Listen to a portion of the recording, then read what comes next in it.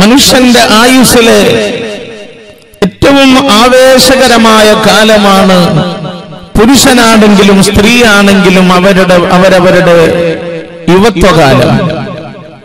എന്ത് കാര്യങ്ങൾക്ക് ഇറങ്ങിപ്പുറപ്പെടാനും ആവേശം പ്രകടമാക്കാനും പ്രത്യേകമായ ഉന്മേഷം അനുഭവപ്പെടുന്ന രക്തപ്രവാഹത്തിന്റെ വല്ലാത്ത ആവേശകരമായ കാലമാണ് യുവത്വം.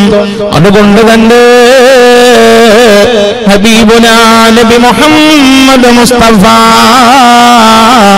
സല്ലല്ലാഹു അലൈഹി വസല്ലം പ്രത്യേകം ഉണർത്തിയിട്ടുണ്ട്, നിങ്ങളുടെ ആരോഗ്യകാലമായ യുവത്വകാലം നിങ്ങൾ ചിന്തയോടെ ചെലവഴിക്കണേ, നല്ല നിലയിൽ വിനിയോഗിക്കണേ. മുഹമ്മദ് മുസ്തഫ സല്ലല്ലാഹു അലൈഹി വസല്ലം മുഅ്മിനീങ്ങളെ, അല്ലാഹുവിലേക്ക് അടുക്കാൻ മനുഷ്യന്റെ ആയുസ്സിൽ ഏറ്റവും പെട്ടെന്ന് കഴിയുന്ന കാലം യുവത്വകാലമാണ്.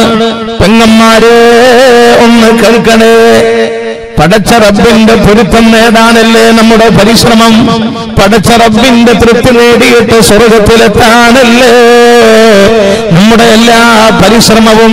എങ്കിൽ മനുഷ്യന്റെ ആയുസ്സിൽ വളരെ പെട്ടെന്ന് അല്ലാഹുവിന്റെ പൊരുത്തം നേടാൻ കഴിയുന്ന കാലമാ അവരവരുടെ യുവത്വം. എന്നാലോ മനുഷ്യന്റെ ഏറ്റവും വലിയ ശത്രുവായ ശൈത്താൻ ലഅനത്തുല്ലാഹി അലൈഹിയുടെ കെണിവലയിൽ കുടുങ്ങി ഹറാമിയത്തിലൂടെ തെമ്മാടിത്തത്തിലൂടെ നരകത്തിലേക്ക് എടുത്തെറിയപ്പെടാനും ഏറെയേറെ സാധ്യതകളുള്ള കാലമാണ് യുവത്വം. അത് നന്നാകാനും നന്നായാകാനും ഒരുപോലെ സാധ്യത, വളരാനും തളരാനും ഒരുപോലെ സാഹചര്യം, ജയിക്കാനും തോൽക്കാനും ഒരുപോലെ സാഹചര്യങ്ങളുള്ള കാലമാണ് യുവത്വകാലം. അതുകൊണ്ട് മുഅ്മിനീങ്ങളെ വളരെ കെയർ ചെയ്തുകൊണ്ട് വേണം ഈ ആരോഗ്യകാലം ചെലവഴിക്കാൻ. അല്ലാഹു നമുക്കതിന് തൗഫീഖ് നൽകട്ടെ. അല്ലാഹു തആല നമുക്കതിന് തൗഫീഖ് നൽകട്ടെ. നബി സല്ലല്ലാഹു അലൈഹി വസല്ലം തങ്ങൾ പറഞ്ഞല്ലോ, നാളെ മഹ്ശറിൽ ഹിസാബിന്റെ നേരത്ത് അല്ലാഹു തആല അവന്റെ മുന്നിൽ കൊണ്ടു നിർത്തിയിട്ട് 4 ചോദ്യങ്ങൾ ചോദിക്കുകയാണ്. രംഗം മഹ്ശറയാണ്. ക്വസ്റ്റ്യൻ മാസ്റ്റർ അല്ലാഹുവാണ്. Only for questions. 4 questions. ചിന്തിക്കണം, എത്രമാത്രം ഗൗരവമുള്ള ചോദ്യങ്ങളായിരിക്കും അത്. അങ്ങനെയുള്ള 4 ചോദ്യങ്ങളിൽ അതിപ്രധാനമായ ഒരു ചോദ്യം നമ്മുടെ കുഞ്ഞുകാലത്തെ കുറിച്ചല്ല, ബാല്യകാലത്തെ കുറിച്ചല്ല, നമ്മുടെ വയസ്സുകാലത്തെ കുറിച്ചുമല്ല. വൻ ശബാബിഹി ഫീമാ ഫനാ,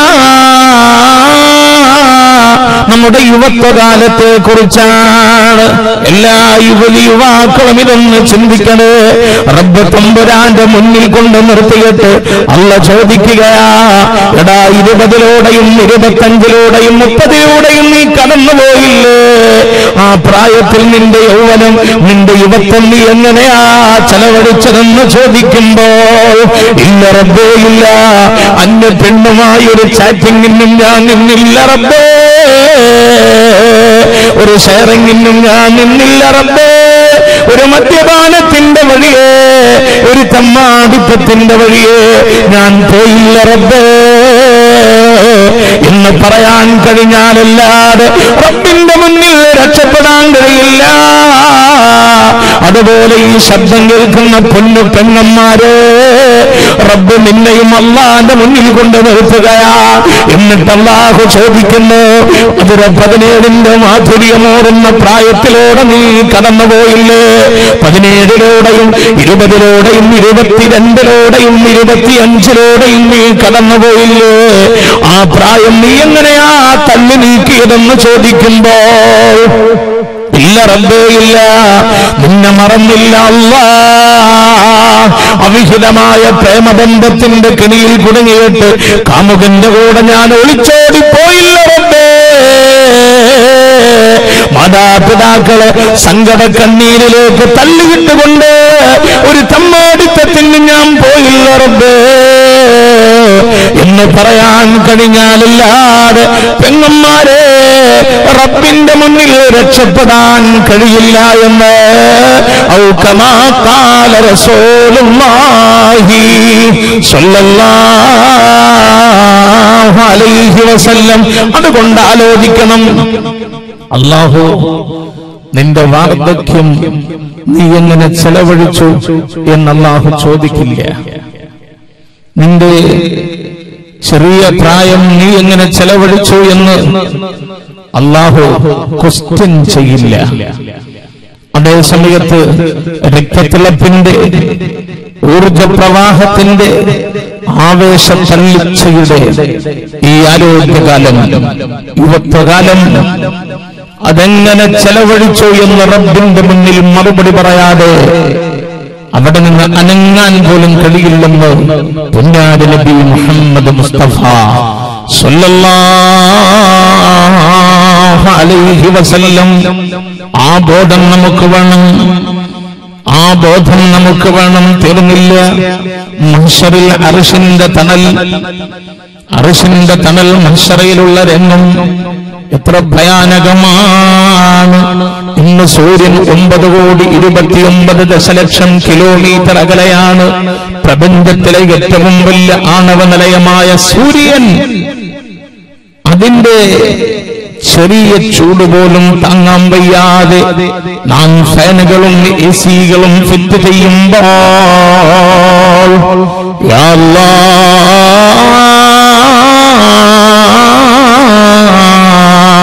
നാളെ മഹ്ശറിൽ ഒരു ചാൻ മാത്രം അകലെയാണ് ആ സൂര്യൻ. എന്തോ ഒരു ബേജാറാ, എന്തോ ഒരു വിഷമമാ, എന്തോ ഒരു വേവലാതിയാ, എന്തോ ഒരു വെപ്രാളമാ. അങ്ങനെയുള്ള ബേജാറിന്റെ നേരത്ത് ഏഴ് ഭാഗ്യവന്മാർക്ക് അല്ലാഹു അർശിന്റെ തണൽ നൽകുകയാണ്. അതിൽ ഒരു വിഭാഗം ആരെന്നറിയോ? അതിലൊരു വിഭാഗം ആരെന്നറിയോ? ശാബുൻ നശഅ ഫീ ഇബാദത്തില്ലാഹ്. യുവത്വകാലം അല്ലാഹനെ മറക്കാതെ ഇബാദത്തോടെ ജീവിച്ച യുവതി യുവാക്കൾ കണ്ടോ? ആരോഗ്യകാലത്ത് ആരോഗ്യം തന്ന റബ്ബിനെ മറന്നില്ല, സൗന്ദര്യം തന്ന റബ്ബിനെ മറന്നില്ല. അങ്ങനെ അല്ലാഹുവിന്റെ ഇബാദത്തെടുത്ത് ആരോഗ്യകാലം ചെലവഴിച്ച യുവാക്കളുണ്ടല്ലോ, അവർക്കാണ് 7 വിഭാഗത്തിൽ ഒരു വിഭാഗം അവരാണ് അർശിന്റെ തണൽ ലഭിക്കുന്ന ഭാഗ്യവാന്മാരെന്ന് പുന്നാര നബിയേ മുഹമ്മദ് മുസ്തഫ സ്വല്ലല്ലാഹു അലൈഹി വസല്ലം. യാ അല്ലാഹ്, ഞങ്ങൾക്കും നീ അർശിന്റെ തണൽ തരണേ റഹ്മാനേ, ആമീൻ. അതുകൊണ്ട് യുവതി യുവാക്കളെ, നിങ്ങൾ കാരണം മാതാപിതാക്കളെ കരയേണ്ടി വരുന്ന ഒരവസ്ഥ വരില്ലേ? നിങ്ങൾ കാരണം പരിശുദ്ധമായ ദീനുൽ ഇസ്ലാം അപമാനിക്കപ്പെടുന്നൊരു സാഹചര്യമുണ്ടാകല്ലേ? എന്തൊരവസ്ഥയാണെന്നറിയോ? എവിടെ നോക്കിയാലും യുവതി യുവാക്കളെ പറ്റിയുള്ള പരാതികളായിരുന്നു. അതിന് ക്ഷണിച്ചാൽ എന്ത് വേണം സബ്ജക്ട് എന്ന് ചോദിക്കുമ്പോ അധിക ഇടങ്ങളിൽ നിന്നും പറയാറുള്ളത് ഉസ്താദേ, യുവതി യുവാക്കളുടെ കാര്യം കഷ്ടമാണ്, മദ്യപാനത്തിന്റെ വക്താക്കളാണ്, തെമ്മാടിത്തത്തിന്റെ അടിമകളാണ്, നിസ്കാരമില്ലായ്മയുടെ ഉടമകളാണ്. കഴിഞ്ഞ കൊല്ലം റബീഉൽ അവ്വലിന് ഞാൻ മിനിക്കോയ് ദ്വീപിൽ പ്രഭാഷണത്തിന് പോയി. റബീഉൽ അവ്വൽ 1 മുതൽ 12 വരെ അവിടെയായിരുന്നു പ്രഭാഷണം.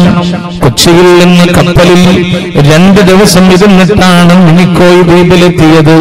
അത് കടലിന്റെ മധ്യത്തിൽ 13 കിലോമീറ്റർ നീളവും 7 കിലോമീറ്റർ വീതിയുമുള്ള ഒരു നാട്. ചുറ്റും എല്ലാ ഭാഗത്തും കടലാണ്. 100% മുസ്ലിങ്ങളാണ്. കപ്പലിലിരുന്ന് ഞാൻ ഇങ്ങനെ ചിന്തിച്ചു, റബ്ബേ, ഖുർആനിന്റെ നടുകഷ്ണം പോലെയുള്ള മുഅ്മിനീങ്ങളല്ലേ അവിടെ, പിന്നെ ഞാൻ എന്ത് വഅല് പറയാനാ? അങ്ങനെ ഞാൻ അവിടെ എത്തി. കപ്പലിറങ്ങിയിട്ട് സംഘാടകർ സ്വാഗത സംഘം ഓഫീസിലേക്ക് കൊണ്ടുപോയി പല കാര്യങ്ങളും ഇങ്ങനെ പറഞ്ഞുകൊണ്ടിരിക്കവേ ഞാൻ ചോദിച്ചു, റബീഉൽ അവ്വൽ 1 മുതൽ 12 വരെ നിങ്ങളെ നാട്ടിൽ വഅല് പറയേണ്ടയാളാണ് ഞാൻ, എന്ത് വിഷയമാണ് ഞാൻ സെലക്ട് ചെയ്യേണ്ടതെന്ന് ചോദിച്ചപ്പോ അവിടെ നിന്നും പെട്ടെന്ന് വന്ന മറുപടിയുടെ കൂട്ടത്തിൽ, ഉസ്താദേ, ഇന്നാട്ടിലെ യുവതീവാക്കളുടെ കാര്യം വിഷമകരമാണ്. ഞാൻ അത്ഭുതത്തോടെ അവരോട് ചോദിച്ചു, ഇന്നത്തെ കടൽ വെള്ളമെങ്ങാനും 1 മീറ്റർ ഉയർന്നാൽ നിങ്ങളുടെ ദ്വീപ് തന്നെ ഉണ്ടാകില്ല. ഇവിടെയുള്ള യുവതി യുവാക്കളും ഹറാമിയത്തിന്റെ വഴിയിലോ അതേ സ്ഥാനാവിഹിതമായ പ്രണയബന്ധങ്ങളും പ്രേമബന്ധങ്ങളും മദ്യപാനവും വ്യഭിചാരവും കഞ്ചാവും തുടങ്ങി തെമ്മാടിത്തത്തിന്റെ ഒരുപാട് അടയാളങ്ങൾ പറഞ്ഞു തന്നപ്പോൾ ഞാൻ പറഞ്ഞു വരുന്നത് എന്താണെന്നറിയോ? അല്ലാഹു നൽകിയ ഏറ്റവും വലിയ ആരോഗ്യം തുടിതുടിക്കുന്ന കാലമാണ് യുവത്വം. ആ യുവത്വകാലത്ത് പടച്ചറപ്പിനോട് നന്ദി ചെയ്തുകൊണ്ട് മാന്യതയുടെ അടയാളമായി, ഈമാനിന്റെ സ്മൃതി അടയാളമായി മാറേണ്ട യുവാക്കൾ ദീനിനെ പറയിപ്പിക്കുന്ന അധമന്മാരായി മാറുമ്പോൾ, മാതാപിതാക്കൾക്ക് സങ്കടങ്ങൾ സമ്മാനിക്കുന്ന തെമ്മാടികളായി മാറുമ്പോ ചിന്തിക്കണേ മക്കളെ, മരിക്കണ്ടേ, ഖബറെന്ന കല്ലറയിലേക്ക് പോകണ്ടേ. അങ്ങനെയുള്ളൊരു ബോധമുണ്ടായാൽ ഇല്ല ഒരു തോന്നിവാസത്തിന്റെയും പിന്നാലെ പോകാൻ ഒരു യുവതി യുവാവിനും കഴിയില്ല. അല്ലാഹു നമ്മുടെ ചെറുപ്പക്കാരെ മുഴുവൻ ദീനിയായ ചിന്തയുള്ളവരാക്കി അനുഗ്രഹിക്കട്ടെ. പരിശുദ്ധമായ ഖുർആനിൽ അല്ലാഹു പരിചയപ്പെടുത്തുന്ന എത്രയെത്ര യുവാക്കളുണ്ടെന്നറിയോ? ഈമാനിന്റെ പൊലിമകളായ യുവാക്കൾ. ആരംഭ റസൂലുള്ളാഹി സ്വല്ലല്ലാഹു അലൈഹി വസല്ലം മഹാത്മ്യം പറഞ്ഞു തന്ന എത്രയെത്ര മഹദീരത്നങ്ങളുണ്ടെന്ന് അറിയാമോ പെങ്ങളെ? അറിയാമോ പെങ്ങളെ? അതൊക്കെയാ പഠിക്കേണ്ടത്. ആ വഴിയിലൂടെ ഒന്ന് സഞ്ചരിച്ചാൽ ദുനിയാവ് സന്തോഷകരമാകും, ആഖിറവും സന്തോഷകരമാകും, ഉറപ്പാ. വെള്ളിയാഴ്ച ദിവസം പ്രത്യേകം ഓതൽ പുണ്യമുള്ളൊരു സൂറത്തില്ലേ ഖുർആനിൽ? ഇല്ല മക്കളെ, ഏതാ കുട്ടികൾ പറഞ്ഞേ? വെള്ളിയാഴ്ച പ്രത്യേക ഓതൽ പുണ്യമുള്ള സൂറത്ത് ഏതാ? ഏതെങ്കിലും മക്കളൊന്ന് പറഞ്ഞേ. ആർക്കും അറിയില്ലേ? യാസീനോ? അതിന്റെ ഉപ്പാപ്പാന്റെ കണ്ണോക്കിനൊന്നല്ലേ? വെള്ളിയാഴ്ച ദിവസം പ്രത്യേക ഓതൽ പുണ്യമുള്ള സൂറത്ത് ഏതാ? ഏതാ പറഞ്ഞോ? സൂറത്തുൽ കഹഫ് അല്ലേ? അൽഹംദുലില്ലാഹ്. ഈ സദസ്സിലുള്ള മക്കളെയൊക്കെ അല്ലാഹു നല്ല ബുദ്ധിയുള്ള മക്കളാക്കട്ടെ, നല്ല മെമ്മറി പവർ നൽകി അല്ലാഹു അവരെയൊക്കെ അനുഗ്രഹിക്കട്ടെ. SSLC +2 പരീക്ഷകളൊക്കെ നടക്കുകയാണ്. ഇവിടെ ഇത് കർണാടകയാണ്. കേരളത്തിൽ SSLC +2 ഒക്കെ നടക്കുകയാണ്. എന്തായിരുന്നാലും മദ്രസയിലും സ്കൂളിലൊക്കെ എല്ലാ പരീക്ഷകളിലും നന്നായി വിജയിക്കുന്ന മക്കളാക്കി, നല്ല ബുദ്ധിയുള്ള നല്ല ഇന്റലിജൻസുകളായ മക്കളാക്കി, നല്ല ജീനിയസുകളായ മക്കളാക്കി നമ്മുടെ ആൺമക്കളെയും പെൺമക്കളെയും ഒക്കെ അല്ലാഹു അനുഗ്രഹിക്കട്ടെ. പ്രത്യേകിച്ച് ഈ സദസ്സിലിരുന്ന് വാലിങ്ങനെ ശ്രദ്ധിച്ചുകൊണ്ടിരിക്കുന്ന മക്കൾക്ക് അവർ പഠിക്കുന്നിടത്തൊക്കെ നല്ല കോൺസെൻട്രേഷൻ നൽകി അല്ലാഹു അവരെ അനുഗ്രഹിക്കട്ടെ. ആമീൻ. അപ്പോ വെള്ളിയാഴ്ച പ്രത്യേകം ഓതൽ പുണ്യമുള്ള സൂറത്താണ് സൂറത്തുൽ കഹഫ്. ഈ വിശാലമായ സൂറത്തിലെ അതിപ്രധാനമായ ഒരു പ്രമേയം തന്നെ 7 യുവാക്കൾ, 7 യങ് മെൻ, 7 യുവാക്കൾ, 7 യുവാക്കളുടെ ചരിത്ര കഥയാണ് അല്ലാഹു പ്രധാനമായി സൂറത്തുൽ കഹഫിലൂടെ പറയുന്നത്. അസ്ഹാബുൽ കഹഫ് ഗുഹാവാസികൾ എന്ന അപരനാമത്തിൽ അറിയപ്പെടുന്ന 7 ചെറുപ്പക്കാരുടെ കഥ പറയാൻ സൂറത്തുൽ കഹഫിൽ എത്ര ആയത്തുകളാണ് ചെലവഴിച്ചത്? നഹ്നു നഖസ്സു അലൈക നബഅഹും ബിൽ ഹഖ് ഇന്നഹും ഫിത്യത്തുൻ ആമനൂ ബിറബ്ബിഹിം വസിദ്നാഹും ഹുദാ. അല്ലാഹു തആല പറയുകയാ, ഇന്നഹും ഫിത്യ, അവർ യുവാക്കളാണ്, അവർ യുവാക്കളാണ്. ആ യുവാക്കള് പരിശുദ്ധ ഖുർആനിൽ അല്ലാഹു പോലീസ് പറയാൻ മാത്രം അവർക്കുള്ള ക്വാളിറ്റീസ് എന്താണെന്നറിയോ? അവരുടെ ഹെയർ സ്റ്റൈലായിരുന്നോ, അവരുടെ ഭൗതിക ഡിഗ്രികളായിരുന്നോ? ഒന്നുമല്ല. ആമനൂ ബിറബ്ബിഹിം, അചഞ്ചലമായ ഈമാനുള്ളവരായിരുന്നു അവര്. കണ്ടോ, ബഖിയാനോസ് എന്ന മുശ്രിക്കും തമ്മാടിയുമായിരുന്ന രാജാവിന്റെ അധാർമികതകൾക്കെതിരെ ആർജവത്തോടെ തൗഹീദിന്റെ വടിയിൽ അടിയുറച്ചു നിന്നുകൊണ്ട് യൗവനം മുഴുവൻ അല്ലാഹുവിന് വേണ്ടി ചെലവഴിക്കാൻ തയ്യാറായ അസ്ഹാബുൽ കഹ്ഫ് എന്ന 7 യുവാക്കളുടെ കഥയാ. അസ്ഹാബുൽ കഹ്ഫ് എന്ന യുവാക്കളായ ഔലിയാക്കന്മാരുടെ കഥയാ അല്ലാഹു സൂറത്തുൽ കഹ്ഫിലൂടെ പറയുന്നത്. അതൊന്ന് പഠിക്കും മക്കളെ, ആ വടികളിലൂടെ ഒന്ന് സഞ്ചരിക്കാൻ നോക്ക്. എന്നാൽ ഇരുലോക വിജയം ഉറപ്പാണ്. അതുകൊണ്ട് ചെറുപ്പക്കാരെ നമ്മൾ മനസ്സിലാക്കണം. പെങ്ങന്മാരെ, ഹബീബുനാ മുഹമ്മദ് മുസ്തഫ സല്ലല്ലാഹു അലൈഹി വസല്ലമ തങ്ങൾ സ്വഹാബാക്കളുടെ കൂടെ ഇങ്ങനെ ഇരിക്കുമ്പോ ഒരു അൽമർഅത്തു സൗദാ, ഒരു കറുത്ത യുവതി അതിലൂടെ ഇങ്ങനെ കടന്നു വരികയാണ്. നബി സല്ലല്ലാഹു അലൈഹി വസല്ലമ തങ്ങൾ ചോദിക്കുകയാ, സ്വഹാബാ, സ്വർഗ്ഗത്തിൽ പോകുന്ന മഹദിയെ കാണണോ? യാ അല്ലാഹ്, ഒരു കറുത്ത യുവതി അതിലൂടെ ഇങ്ങനെ വരുമ്പോഴാ സ്വഹാബാക്കളോട് നബി തങ്ങളുടെ ക്വസ്റ്റ്യൻ, ഒരു സ്വർഗീയ പെണ്ണിനെ കാണണോ? ബലാ യാ റസൂലല്ലാഹ്, അതേ ഞങ്ങൾക്ക് കാണണം നബിയേ. അപ്പോഴാ നബി തങ്ങൾ പറയുന്നത്, അതാ ആ വരുന്ന കറുത്ത പെണ്ണിനെ കണ്ടോ, അവൾ സ്വർഗത്തിലെ പെണ്ണാണ്. ആരംഭ റസൂലുള്ളാഹി സ്വല്ലല്ലാഹു അലൈഹി വസല്ലം പറഞ്ഞു. എത്ര ഭാഗ്യമുള്ള മഹദിയാണത്. നബി തങ്ങൾ അങ്ങനെ പറഞ്ഞാ പിന്നെ സ്വർഗം ഉറപ്പായില്ലേ? യാ അല്ലാഹ്, ആ മഹദിയുടെ ബറക്കത്ത് കൊണ്ട് അല്ലാഹു നമുക്ക് ഈമാൻ ഏറ്റി തരട്ടെ, അല്ലേ? അങ്ങനെ ആ കറുത്ത യുവതിയെ കണ്ടോളൂ, അവൾ സ്വർഗത്തിലെ മഹദിയാണെന്ന് പുണ്യ റസൂൽ സല്ലല്ലാഹു അലൈഹി വസല്ലം. എന്നിട്ട് നബി തങ്ങൾ അതിന്റെ കാരണം പറയുന്നുണ്ട്. പെങ്ങന്മാരെ, പെങ്ങളെ, ചെറുപ്പക്കാരികളെ, സ്വഹീഹായ ഹദീസിൽ കാണാം നബി തങ്ങൾ എന്താ ആ യുവതിയെ കുറിച്ച് അങ്ങനെ പറയാനുള്ള കാരണം.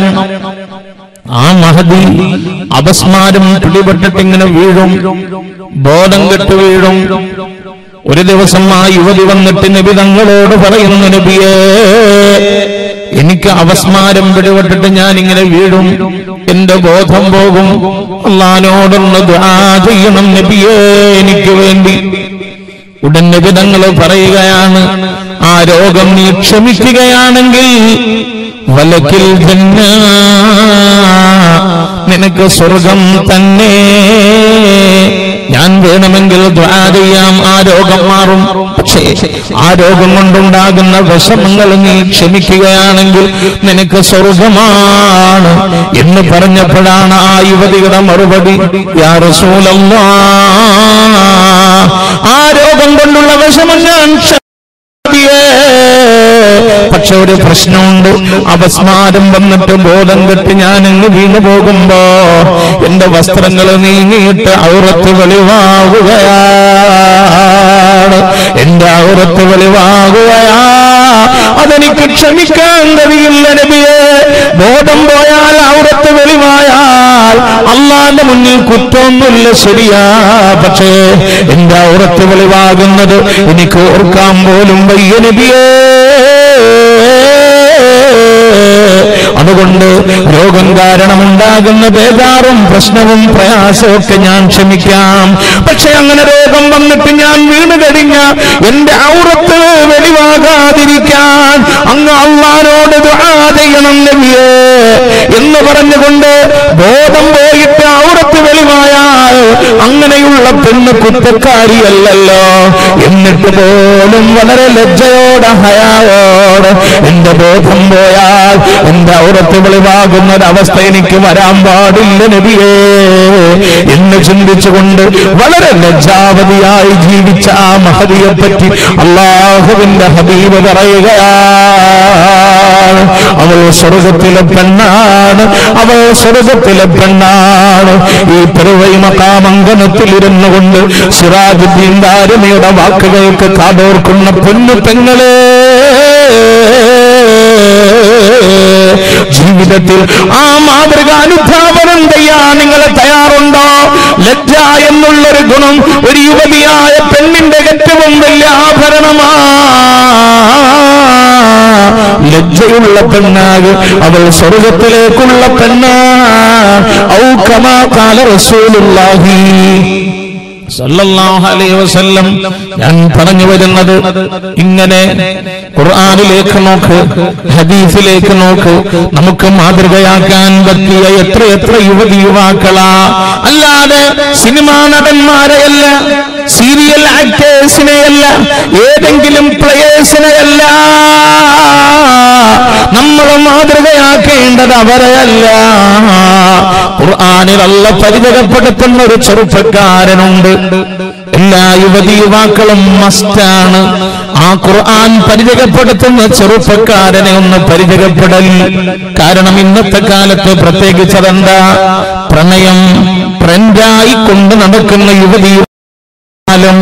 എനിക്കൊരു കാമുകിയില്ലെങ്കിൽ, എനിക്കൊരു ലവ് അഫെയർ ഇല്ലെങ്കിൽ ഞാനൊരു യുവാവാണോ? എനിക്കൊരു കാമുകനില്ലെങ്കിൽ ഞാനൊരു കോളേജ് പെണ്ണാണോ എന്നൊക്കെ ചിന്തിക്കുന്ന തരത്തിൽ പ്രണയം, പ്രേമമൊക്കെ ട്രെൻഡായി മാറുന്ന ഒരു ദുരന്തം. പ്രണയമേ പ്രണയമേ ഞാൻ കരയുമ്പോൾ ചിരികൂകിനിയകലുന്നോ. യുവതി യുവാക്കളുടെ നാവിൻ തുമ്പിൽ ഇങ്ങനെ തത്തിക്കളിക്കുന്ന ഈരടികളല്ലേ മനസ്സിന്റെ അകത്തലങ്ങളിൽ തുടിച്ചു നിൽക്കുന്ന പ്രതിഭാസമായി പ്രണയവും പ്രേമവും മാറുമ്പോ അവിഹിതമായ പ്രണയബന്ധങ്ങളുടെ കെണിക്കുതനി വലകളിലൂടെ എത്ര യുവതികളുടെ താരുണ്യമാ തകർക്കപ്പെടുന്നത്, എത്ര യുവാക്കളുടെ ഫ്യൂച്ചറാണ് ഇരുളിലാണ്ട് പോകുന്നത്. ഇവിടെയാണ് അല്ലാഹു അവതരിപ്പിക്കുന്ന ഒരു യുവാവ്. ആരെന്നറിയോ? നബിയുല്ലാഹി യൂസുഫ് അലൈഹിസ്സലാം. നബിയുല്ലാഹി യൂസുഫ്. എന്താ കുറെ ആളെ മിണ്ടാത്തത്? നബിയുല്ലാഹി യൂസുഫ്. യാക്കൂബ് നബിക്ക് പ്രിയമുള്ള മകന് യൂസുഫ് വരവായി. നല്ല യൂസുഫ് നബി പൊന്നഴകിന്റെ മഴവിൽ ഒളിവായി നിലായി. യൂസുഫ് എന്ന ചെറുപ്പക്കാരൻ അത്ഭുതകരമായ ബ്യൂട്ടി. ഇന്ന് യുവതി യുവാക്കളൊക്കെ സിനിമാ താരങ്ങളെ പിന്നാലെ പോണതെന്താ? അവരുടെ ധാരണ അവരാണ് ഏറ്റവും വലിയ ബ്യൂട്ടി. എന്നിട്ട് അവരെ പോലെ ആകാൻ വേണ്ടിയാണ് വേഷം, അവരെ പോലെ ആകാൻ വേണ്ടിയാണ് ഹെയർ കട്ടിംഗ്, ഇല്ലേ? യാ അല്ലാഹ്. എന്നാൽ അല്ലാഹ് അവതരിപ്പിക്കുന്ന യൂസുഫ് എന്ന ചെറുപ്പക്കാരൻ, യൂസുഫ് നബി അലൈഹിസ്സലാം എന്ന ആ യുവാവിന്റെ സൗന്ദര്യത്തിന്റെ 1,00,000-ൽ ഒരംശം പോലും ഉണ്ടാവില്ല ഇന്നത്തെ സിനിമാ താരങ്ങളുടെയും സീരിയൽ താരങ്ങളുടെയും സൗന്ദര്യം. സിറാജുദ്ദീൻ ദാരിമിയുടെ അവകാശവാദമല്ല, ജല്ലജലാലായ റബ്ബ് തആല അവന്റെ പരമപരിശുദ്ധമായ ഖുർആനിലൂടെ പറയുന്ന സംഭവമാണ്. ഈജിപ്തിന്റെ രാജകൊട്ടാരത്തിൽ ഒരു വിരുന്ന് നടക്കുകയാ, ഒരു സദ്യ നടക്കുകയാണ്. ഞാൻ പറയുന്ന മലയാളങ്ങൾക്ക് മനസ്സിലാവുന്നുണ്ടോ? എനിക്ക് കർണാടകയിൽ വയലിന് വരുമ്പോ ഉള്ള ഒരു ബേജാർ എന്താ അറിയോ? ഞാൻ മലയാളത്തിൽ തന്നെ ഒരു നല്ല മലയാളത്തിൽ സംസാരിക്കുന്ന ആളാണ്. അപ്പൊ ഈ കർണാടകയിലൊക്കെ വാതിന് വരുമ്പോ എനിക്കൊരു ശങ്ക, എന്റെ ചില പദങ്ങളൊക്കെ നിങ്ങൾക്ക് മനസ്സിലാവോ ഇല്ലേ. മാത്രല്ല മലയാളത്തിൽ കേരളത്തിൽ പറയുന്ന പല പദങ്ങളും കർണാടകയിൽ വന്ന മോശം പദങ്ങളാവും, അങ്ങനെയുണ്ട്. ഇനി കർണാടകയിൽ നല്ല പദമായി ഉപയോഗിക്കുന്ന ചില പദം മലയാളത്തിൽ മോശം, അങ്ങനെയുണ്ട്. അങ്ങനെ ഉണ്ടല്ലോ. 4 നാട്ടിൽ 100 ഭാഷ. ഇപ്പോ കണ്ണൂരിൽ ഒരു നാടൻ വർത്താനമുണ്ട്. എടാ നീ എവിടെയാ ഉള്ളത്? ഞാൻ ആ സ്റ്റേജിന്റെ പള്ളക്കുണ്ട് എന്ന് പറയും. എന്ന് പറഞ്ഞ പള്ള എന്ന് പറഞ്ഞ അർത്ഥം വയറുന്നാ, പക്ഷെ ഒരു നാടൻ ശൈലിയാണ്. ആ സ്റ്റേജിന്റെ പള്ളക്കുണ്ട്, അല്ലെങ്കിൽ ആ പള്ളിയുടെ പള്ളക്കുണ്ട് എന്നൊക്കെ പറഞ്ഞ പള്ളിയുടെ അടുത്തുണ്ട്, പള്ളിയുടെ സ്റ്റേജിന്റെ അടുത്തുണ്ട് എന്ന അർത്ഥം. പള്ള എന്ന് പറഞ്ഞ ഒറിജിനൽ അർത്ഥം വയറുന്നാ. മലപ്പുറത്ത് അതിന് അടുത്ത് എന്നുള്ള അർത്ഥമില്ല. പള്ള എന്ന് പറഞ്ഞാൽ വയറിനെ അർത്ഥമുള്ളൂ. അങ്ങനെ ഒരു കണ്ണൂർക്കാരൻ ചെന്നിട്ട് മലപ്പുറത്ത് ചെന്നിട്ട് പെണ്ണ് കെട്ടി. അങ്ങനെ വൈഫ് ഹൗസ് മലപ്പുറത്താണ്. ഒരു ദിവസം ഇവൻ മലപ്പുറത്ത് പെണ്ണിന്റെ വീട്ടിലേക്ക് ചെല്ലുകയാണ്. ഇന്നിപ്പോ മൊബൈലൊക്കെ ഉള്ളത് കൊണ്ട് ഈ ഭാര്യമാരിങ്ങനെ എവിടെത്തി ഇങ്ങനെ വിളിച്ച് ശല്യം ചെയ്യുമല്ലോ.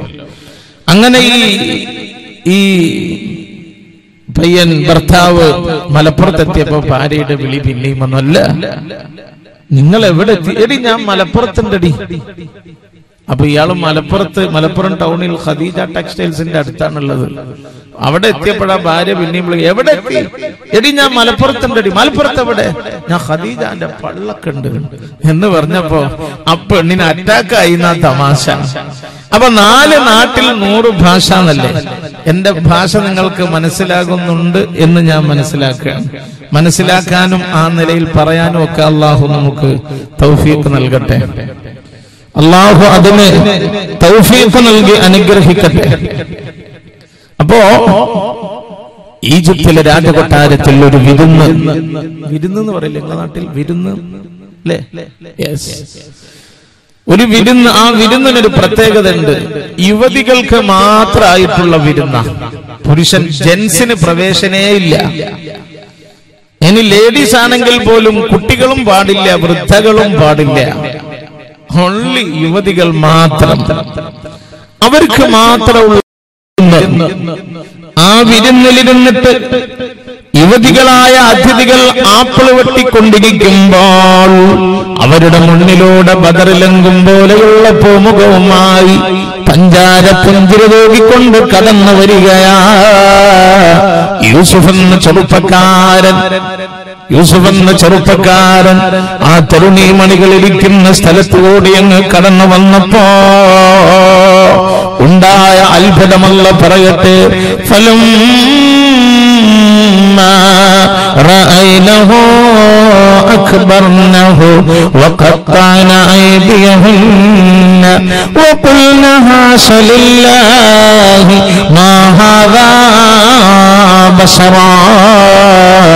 അത് പുഞ്ചിരി തൂകിക്കൊണ്ട് യൂസുഫ് എന്ന ചെറുപ്പക്കാരൻ അവരുടെ മുന്നിലൂടെ ഇങ്ങനെ കടന്നു വന്നപ്പോ ആ യുവതികളാകെ അമ്പരന്ന് പോയ അജബായിപ്പോയി. ആ സൗന്ദര്യത്തിൽ അവരെ ലയിച്ചു. അവരുടെ കയ്യിൽ നിന്ന് ആപ്പിൾ താനെ വീണുപോയി.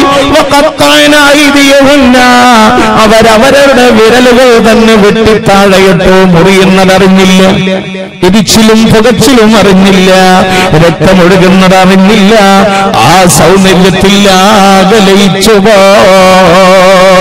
അങ്ങനെയാകുമ്പോ എത്രമാത്രം സൗന്ദര്യമായിരിക്കും യൂസുഫ് എന്ന ചെറുപ്പക്കാരൻ ഉണ്ടാവുക.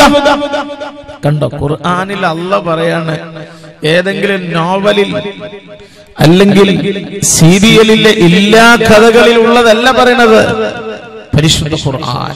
യാ അല്ലാഹ്. അപ്പൊ എത്ര വലിയ സുന്ദരനായിരിക്കും യൂസുഫ്. ആ യൂസുഫ് എന്ന യുവാവ് എത്തിപ്പെടുന്നത് എവിടെയാ? ഈജിപ്തിലെ രാജകൊട്ടാരത്തിലാണ്. അവിടെ ആരുണ്ട്? സുന്ദരിയായ സുലൈഖയുണ്ട്, സുലൈഖ രാജ്ഞിയുണ്ട്. സൗന്ദര്യത്തിന്റെ റാണിയല്ലേ അവര്. മിസ്രിലെ രാജൻ അസീസിന്റെ ആരംഭ സൗധത്തെ മിന്നി തിളങ്ങി വിളങ്ങും സീന തൊളിരാജാത്തി. സീനത്തിന്റെ രാജാത്തിയായി തിളങ്ങി വിളങ്ങി നിന്നിരുന്ന, ആര് കണ്ടാലും അമ്പരപ്പ് തോന്നിയിരുന്ന സൗന്ദര്യറാണി സുലൈഖ എന്ന പെണ്ണിന്റെ കൊട്ടാരത്തിലേക്ക് യൂസുഫ് എന്ന ചെറുപ്പക്കാരന്റെ രംഗപ്രവേശനം. പിന്നെ പറയണ്ടല്ലോ, സുലൈഖ എന്ന പെണ്ണ് പുതിയ ഷെയറിങ്ങിന്റെ വാതില് തുറക്കാനുള്ള ശ്രമമാ, ചാറ്റിങ്ങിനുള്ള ശ്രമമാ. യൂസുഫാണെങ്കിലോ ശാരീരിക സൗന്ദര്യം പോലെ തന്നെ കൽബിനകത്ത് ഈമാനിന്റെ സൗന്ദര്യം നിറച്ചു വെച്ചിരുന്നത് കൊണ്ട് ഒരു പെണ്ണിന്റെയും പുഞ്ചിരി കണ്ട് മയങ്ങാൻ യൂസുഫ് തയ്യാറായില്ല. അവളെ മൈൻഡ് ചെയ്തില്ല യൂസുഫ്. അല്ലാഹ് പറയുന്നുണ്ട് സൂറത്ത് യൂസുഫിൽ, സുലൈഖ എന്ന പെണ്ണ് പരമാവധി കുളിച്ചൊരുങ്ങി പുത്തൻ വസ്ത്രങ്ങളൊക്കെ ധരിച്ച് പരമസുന്ദരിയായി ഒരു സുപ്രഭാതത്തിൽ യൂസുഫിന്റെ മുന്നിൽ വരികയാ. മുഞ്ചുകളകിലും കഞ്ചകമേറിയ യൂസുഫ് നബിയോ ചെഞ്ചലപ്പോഴി വന്നിങ്ങനെ കണ്ടു സുലൈഖാബി വലയെറിഞ്ഞേ. ചെമ്പകപ്പോത്തേനികളപരം ചന്ദ്ര സുന്ദര പൂമുഖനൃത്തം മുസലുകൾ പൊന്നൊഴിഞ്ഞാളുകൾ ആടുന്ന സുലൈഖ ബീവി.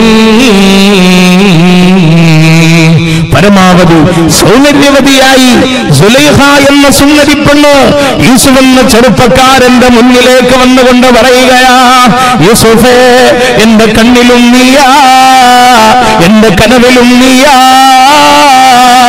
നീയുമായി ഒരു രാത്രിയുമെങ്കിലും ഒന്നുറങ്ങാൻ, നിന്റെ ജീവിതത്തിന്റെ നിമിഷങ്ങളെ പങ്കുവെക്കാൻ ഈ സുലൈഖാക്ക് വല്ലാത്ത ആഗ്രഹമാ എന്ന് യൂസുഫിന്റെ മുന്നിൽ വന്നുകൊണ്ട് ഇങ്ങനെ പറയുമ്പോ, ചെറുപ്പക്കാരാ, പെരുവയിലെ പ്രിയങ്കരായ ചെറുപ്പക്കാരാ, ഏതെങ്കിലും പെണ്ണിനെ കാണുമ്പോഴേക്ക് അവളുമായിട്ടൊരു ചാറ്റിങ്ങിനുള്ള സാധ്യതകൾ ഉണ്ടാകണമെന്ന് നിന്റെ മനസ്സിൽ ചിന്ത വരാറുണ്ടോ? എന്നാൽ ഇതാ കണ്ടോളൂ, സകലമായ സൗന്ദര്യങ്ങളും പ്രദർശിപ്പിച്ചുകൊണ്ട് ഈജിപ്തിന് രാജകൊട്ടാരത്തിന്റെ അകത്തളങ്ങളിൽ യൂസുഫ് എന്ന ചെറുപ്പക്കാരനെ ഭരിക്കാൻ ആവേശത്തോടെ നിലകൊള്ളുന്ന സുലൈഖ എന്ന പെണ്ണിന്റെ പ്രേമാഭ്യർത്ഥനയുണ്ടല്ലോ, പ്രണയാഭ്യർത്ഥന നടത്തിയപ്പോഴുണ്ടല്ലോ, യൂസുഫിന്റെ കമന്റ് എന്താ? അല്ലാഹു പറയട്ടെ,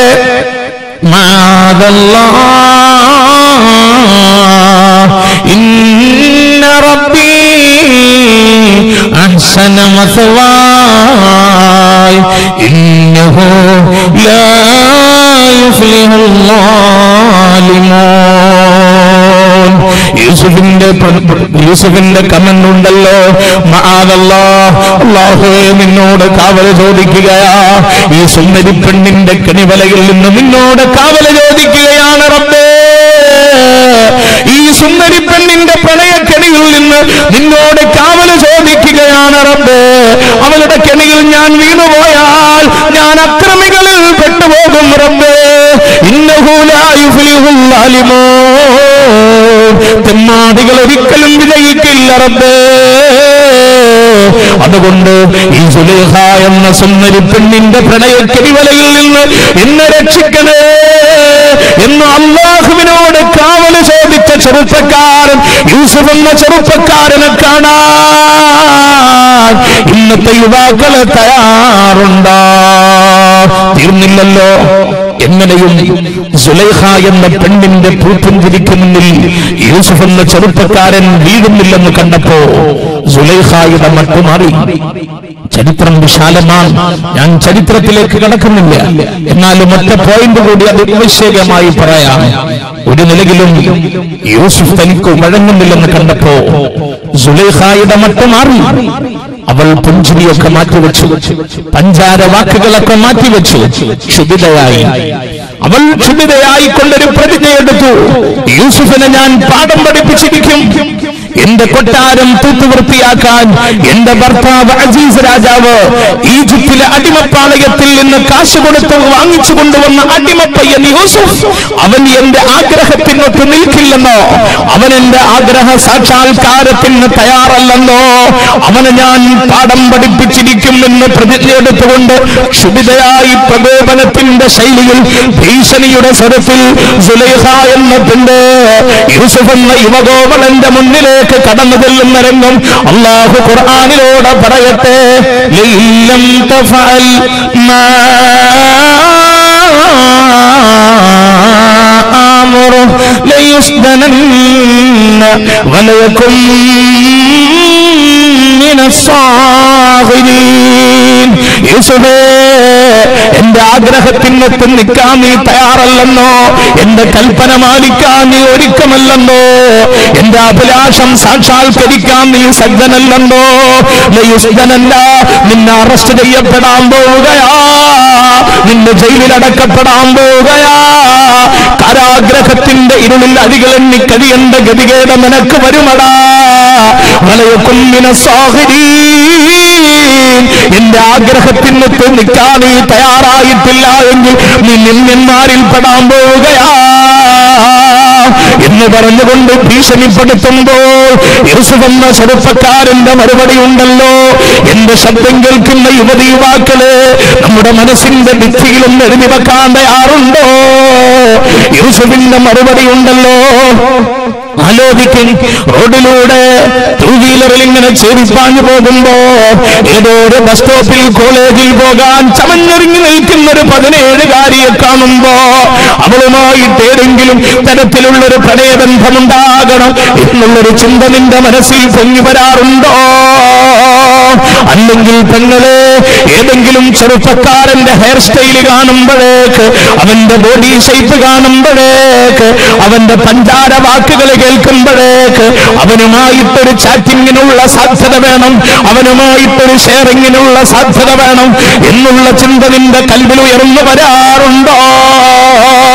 എങ്കിലിതാ കണ്ടോളൂ, സകലമാന പ്രണയാഭ്യർത്ഥനകളും തകർത്തെറിഞ്ഞില്ലേ? സുന്ദരി പെണ്ണിന്റെ പഞ്ചാര വാക്കുകളെ നെവർ മൈൻഡാക്കി കളഞ്ഞു നിന്ന യൂസുഫ് ഉണ്ടല്ലോ, നിന്നെ ജയിലിലടക്കാൻ പോവുകയാ, നീ പീഡനങ്ങൾ ഏൽക്കേണ്ടി വരികയാ എന്ന് പറഞ്ഞുകൊണ്ട് ഭീഷണിപ്പെടുത്തുമ്പോ യൂസുഫിന്റെ റിപ്ലൈ ഉണ്ടല്ലോ, വളരെ വളരെ ചിന്തനീയമാ. 21-ാം നൂറ്റാണ്ടിന്റെ പ്രഭാതോദയത്തിലൂടെ നാം മുന്നോട്ട് പോകുമ്പോ ഇന്നത്തെ നൂറ്റാണ്ടിലെ എന്നും യുവതി യുവാക്കളുണ്ടല്ലോ, അവർ പിൻപറ്റേണ്ട മറുപടിയാ. എന്താണ് ആ യൂസുഫിന്റെ മറുപടി? അല്ലാഹു പറയുകയാണ്, റബ്ബി സിജ്നു അഹബ്ബു ഇലയ്യ മിമ്മാ യദ്ഊനനി ഇലൈഹി. റബ്ബേ, അറസ്റ്റ് ചെയ്യപ്പെട്ടാലും വേണ്ടില്ല, ജയിലിലടക്കപ്പെട്ടാലും വേണ്ടില്ല, ഭീകരമായ പീഡനങ്ങൾ ഏൽക്കേണ്ടി വന്നാലും വേണ്ടില്ല, ഈ അന്യബന്ധമായിട്ടൊരു ബന്ധത്തിനും ഞാനില്ല റബ്ബേ, ഒരു പ്രണയത്തിനും ഞാനില്ല റബ്ബേ, ഒരു ശൃംഗാരത്തിനും ഒരു സല്ലാപത്തിനും ഞാനില്ല റബ്ബേ എന്ന് വിളിച്ചു പറഞ്ഞുകൊണ്ട് ഈജിപ്തിൻ രാജ്യത്തുള്ള ജയിലിന്റെ അറകളിലേക്ക് നടന്നുപോയി ലോക ചരിത്രത്തിൽ ഈമാനിന്റെ മഹിതമായ അധ്യായം രചിച്ച യൂസുഫ് എന്ന ചെറുപ്പക്കാരന്റെ പാഠം ഉൾക്കൊള്ളാൻ ഇന്നത്തെ യുവതി യുവാക്കളെ തയ്യാറായാൽ മാതാപിതാക്കൾക്ക് കണ്ണീരൊഴുക്കുന്നവരായി നിങ്ങൾ മാറൂല്ല. അല്ലാഹു അതിന് അനുഗ്രഹിക്കട്ടെ. ഇങ്ങനെ ഒന്ന് ആലോചിച്ചു നോക്കി മുഅ്മിനീങ്ങളെ, യൂസുഫ് എന്ന ആ ചെറുപ്പക്കാരന്റെ ചരിത്രം, യാ അല്ലാഹ്, ഖുർആനിൽ ഒരുപാട് ചരിത്രമില്ലേ? ഒരുപാട് അംബിയാ മുർസലീങ്ങളെ കുറിച്ച് ഖുർആനിലില്ലേ? ഒരുപാട് സഹാബാക്കളുടെ ചരിത്രം, ഹിസ്റ്ററി ഖുർആൻ പറയുന്നില്ലേ? പക്ഷേ യൂസുഫ് നബി അലൈഹിസ്സലാമിന്റെ ചരിത്രം പറയുമ്പോൾ ഒരു പ്രത്യേകമായ സ്പെഷ്യലായ രീതിയിലാണ് അല്ലാഹു പറയുന്നത്. ഇന്നാ ഔഹൈനാ ഇലൈക അഹ്സനൽ ഖസസ്. അള്ളാഹു തുടങ്ങുന്നത് തന്നെ ഇങ്ങനെയാ, ഏറ്റവും നല്ല ചരിത്രം, അഹ്സനുൽ ഖസസ്, ഏറ്റവും നല്ല ഹിസ്റ്ററി നാം ഇതാ പറഞ്ഞു തരുന്നു. വേറെ ഒരു ചരിത്രത്തെ പറ്റിയും അള്ളാഹു അങ്ങനെ പറഞ്ഞിട്ടില്ല. ഖുർആനിൽ ഒരുപാട് ഹിസ്റ്ററി വേറെയുണ്ട്. ഓൺലി വൺ, ഒരേ ഒരു ചരിത്രത്തെ പറ്റി അള്ളാഹു അഹ്സനുൽ ഖസസ്, ഏറ്റവും നല്ല ചരിത്രം എന്ന് പറഞ്ഞത് അത് യൂസുഫ് എന്ന ചെറുപ്പക്കാരന്റെ ചരിത്രമാണ്. എന്തിനാണത്? ലോകാവസാനം വരെയുള്ള മുഅ്മിനീങ്ങളായ യുവതി യുവാക്കൾ നെഞ്ചിലേറ്റാൻ പറ്റുന്ന ചരിത്രമാണ് ആ യൂസുഫ് എന്ന യുവാവിന്റെ ചരിത്രം. പക്ഷേ സങ്കടകരം എന്താണെന്നറിയോ? The greatest lesson of history is that we never learn lesson from history. ചരിത്രം നൽകുന്ന ഏറ്റവും വലിയ പാഠം, ചരിത്രത്തിൽ നിന്നുള്ള ഇങ്ങനെയുള്ള ഗുണപാഠങ്ങളൊന്നും പഠിക്കാൻ നമ്മൾ തയ്യാറല്ല എന്നതാണ് ചരിത്രം നൽകുന്ന ഏറ്റവും വലിയ പാഠം. ചരിത്രത്തിൽ നിന്നുള്ള നല്ല പാഠങ്ങളൊന്നും പഠിക്കാൻ നമ്മൾ തയ്യാറല്ല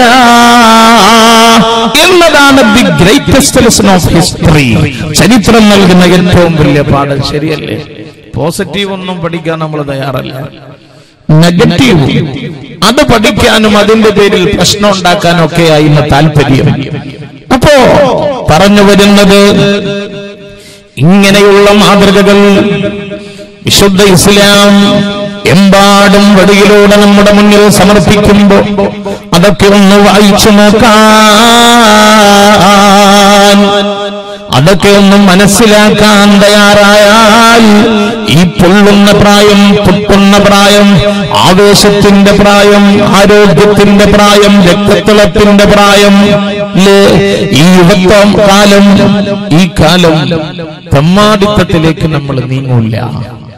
അല്ലാഹു നമ്മുടെ യൗവനം ഈമാനികമാക്കി ജീവിക്കാൻ അല്ലാഹു തൗഫീഖ് നൽകട്ടെ. അല്ലാഹു അതിന് തൗഫീഖ് നൽകട്ടെ.